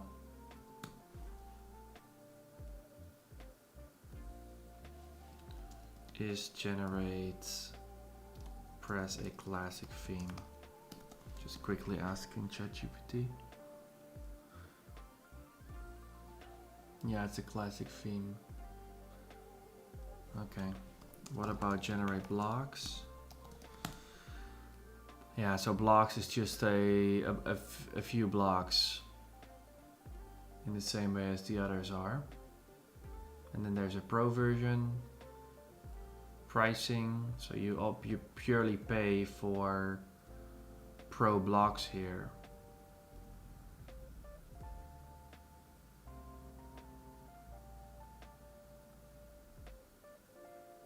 Yeah, I don't know.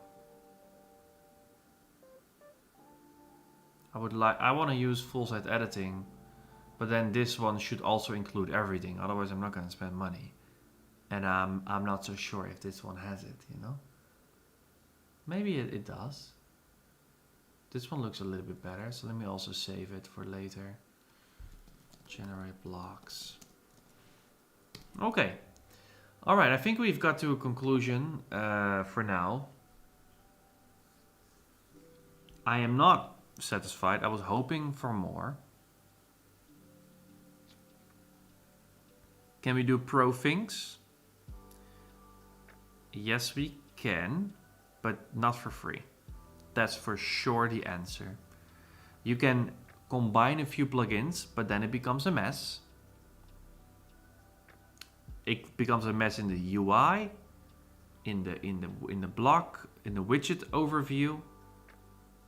It's not a seamless experience at all. So no, you cannot do the things you can do for free.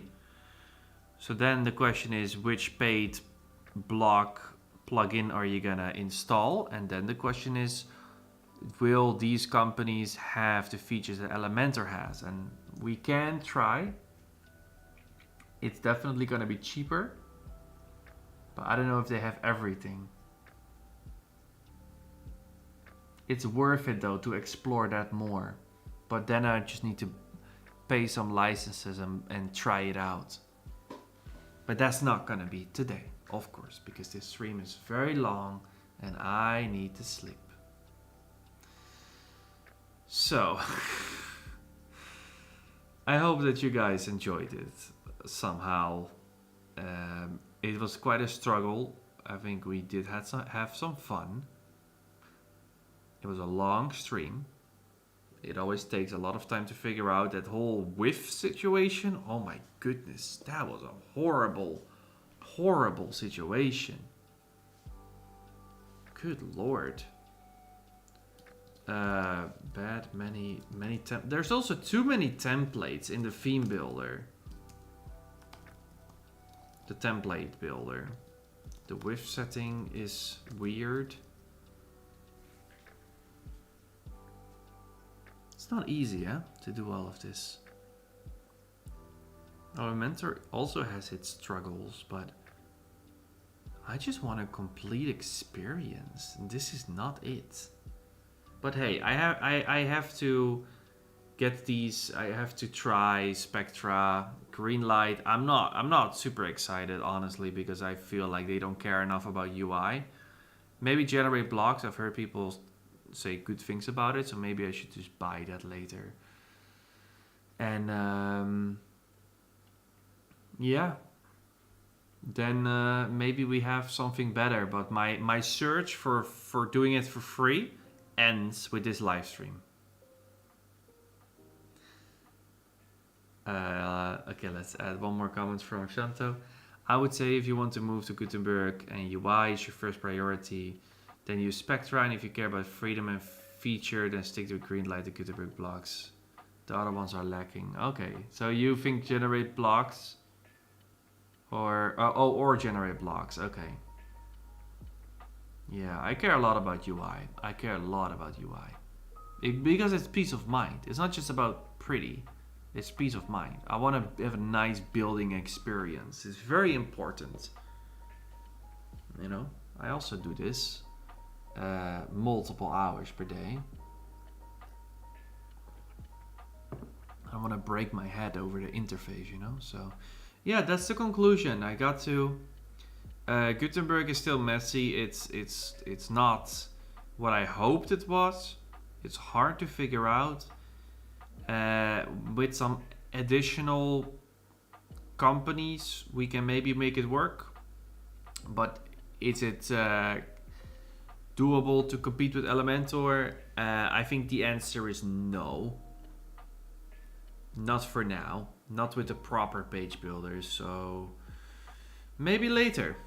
But you know, WordPress is not known to develop really fast because of the way they structure the way they do it, you know, with contributors and everything. And it's beautiful. It's open source, but I was just hoping that more would be free and that the experience would be nice. And honestly, it is not. Full site editing is nice, but it's also clunky. There's too many templates. The width setting is weird. It's just a little bit of a unfinished product. It feels like. It feels unfinished. I think I'm gonna put that on a break for now and then buy one of these plugins later, like I said, like Spectra. I think I'm gonna try that. Okay. That was it, guys. Enough for today. 4 hours of live stream. I cannot believe I did this. It was a little bit intense for my brain, honestly. But I did it. I got what I wanted. I got the answer that I wanted. And now the stream ends. Thank you guys for watching.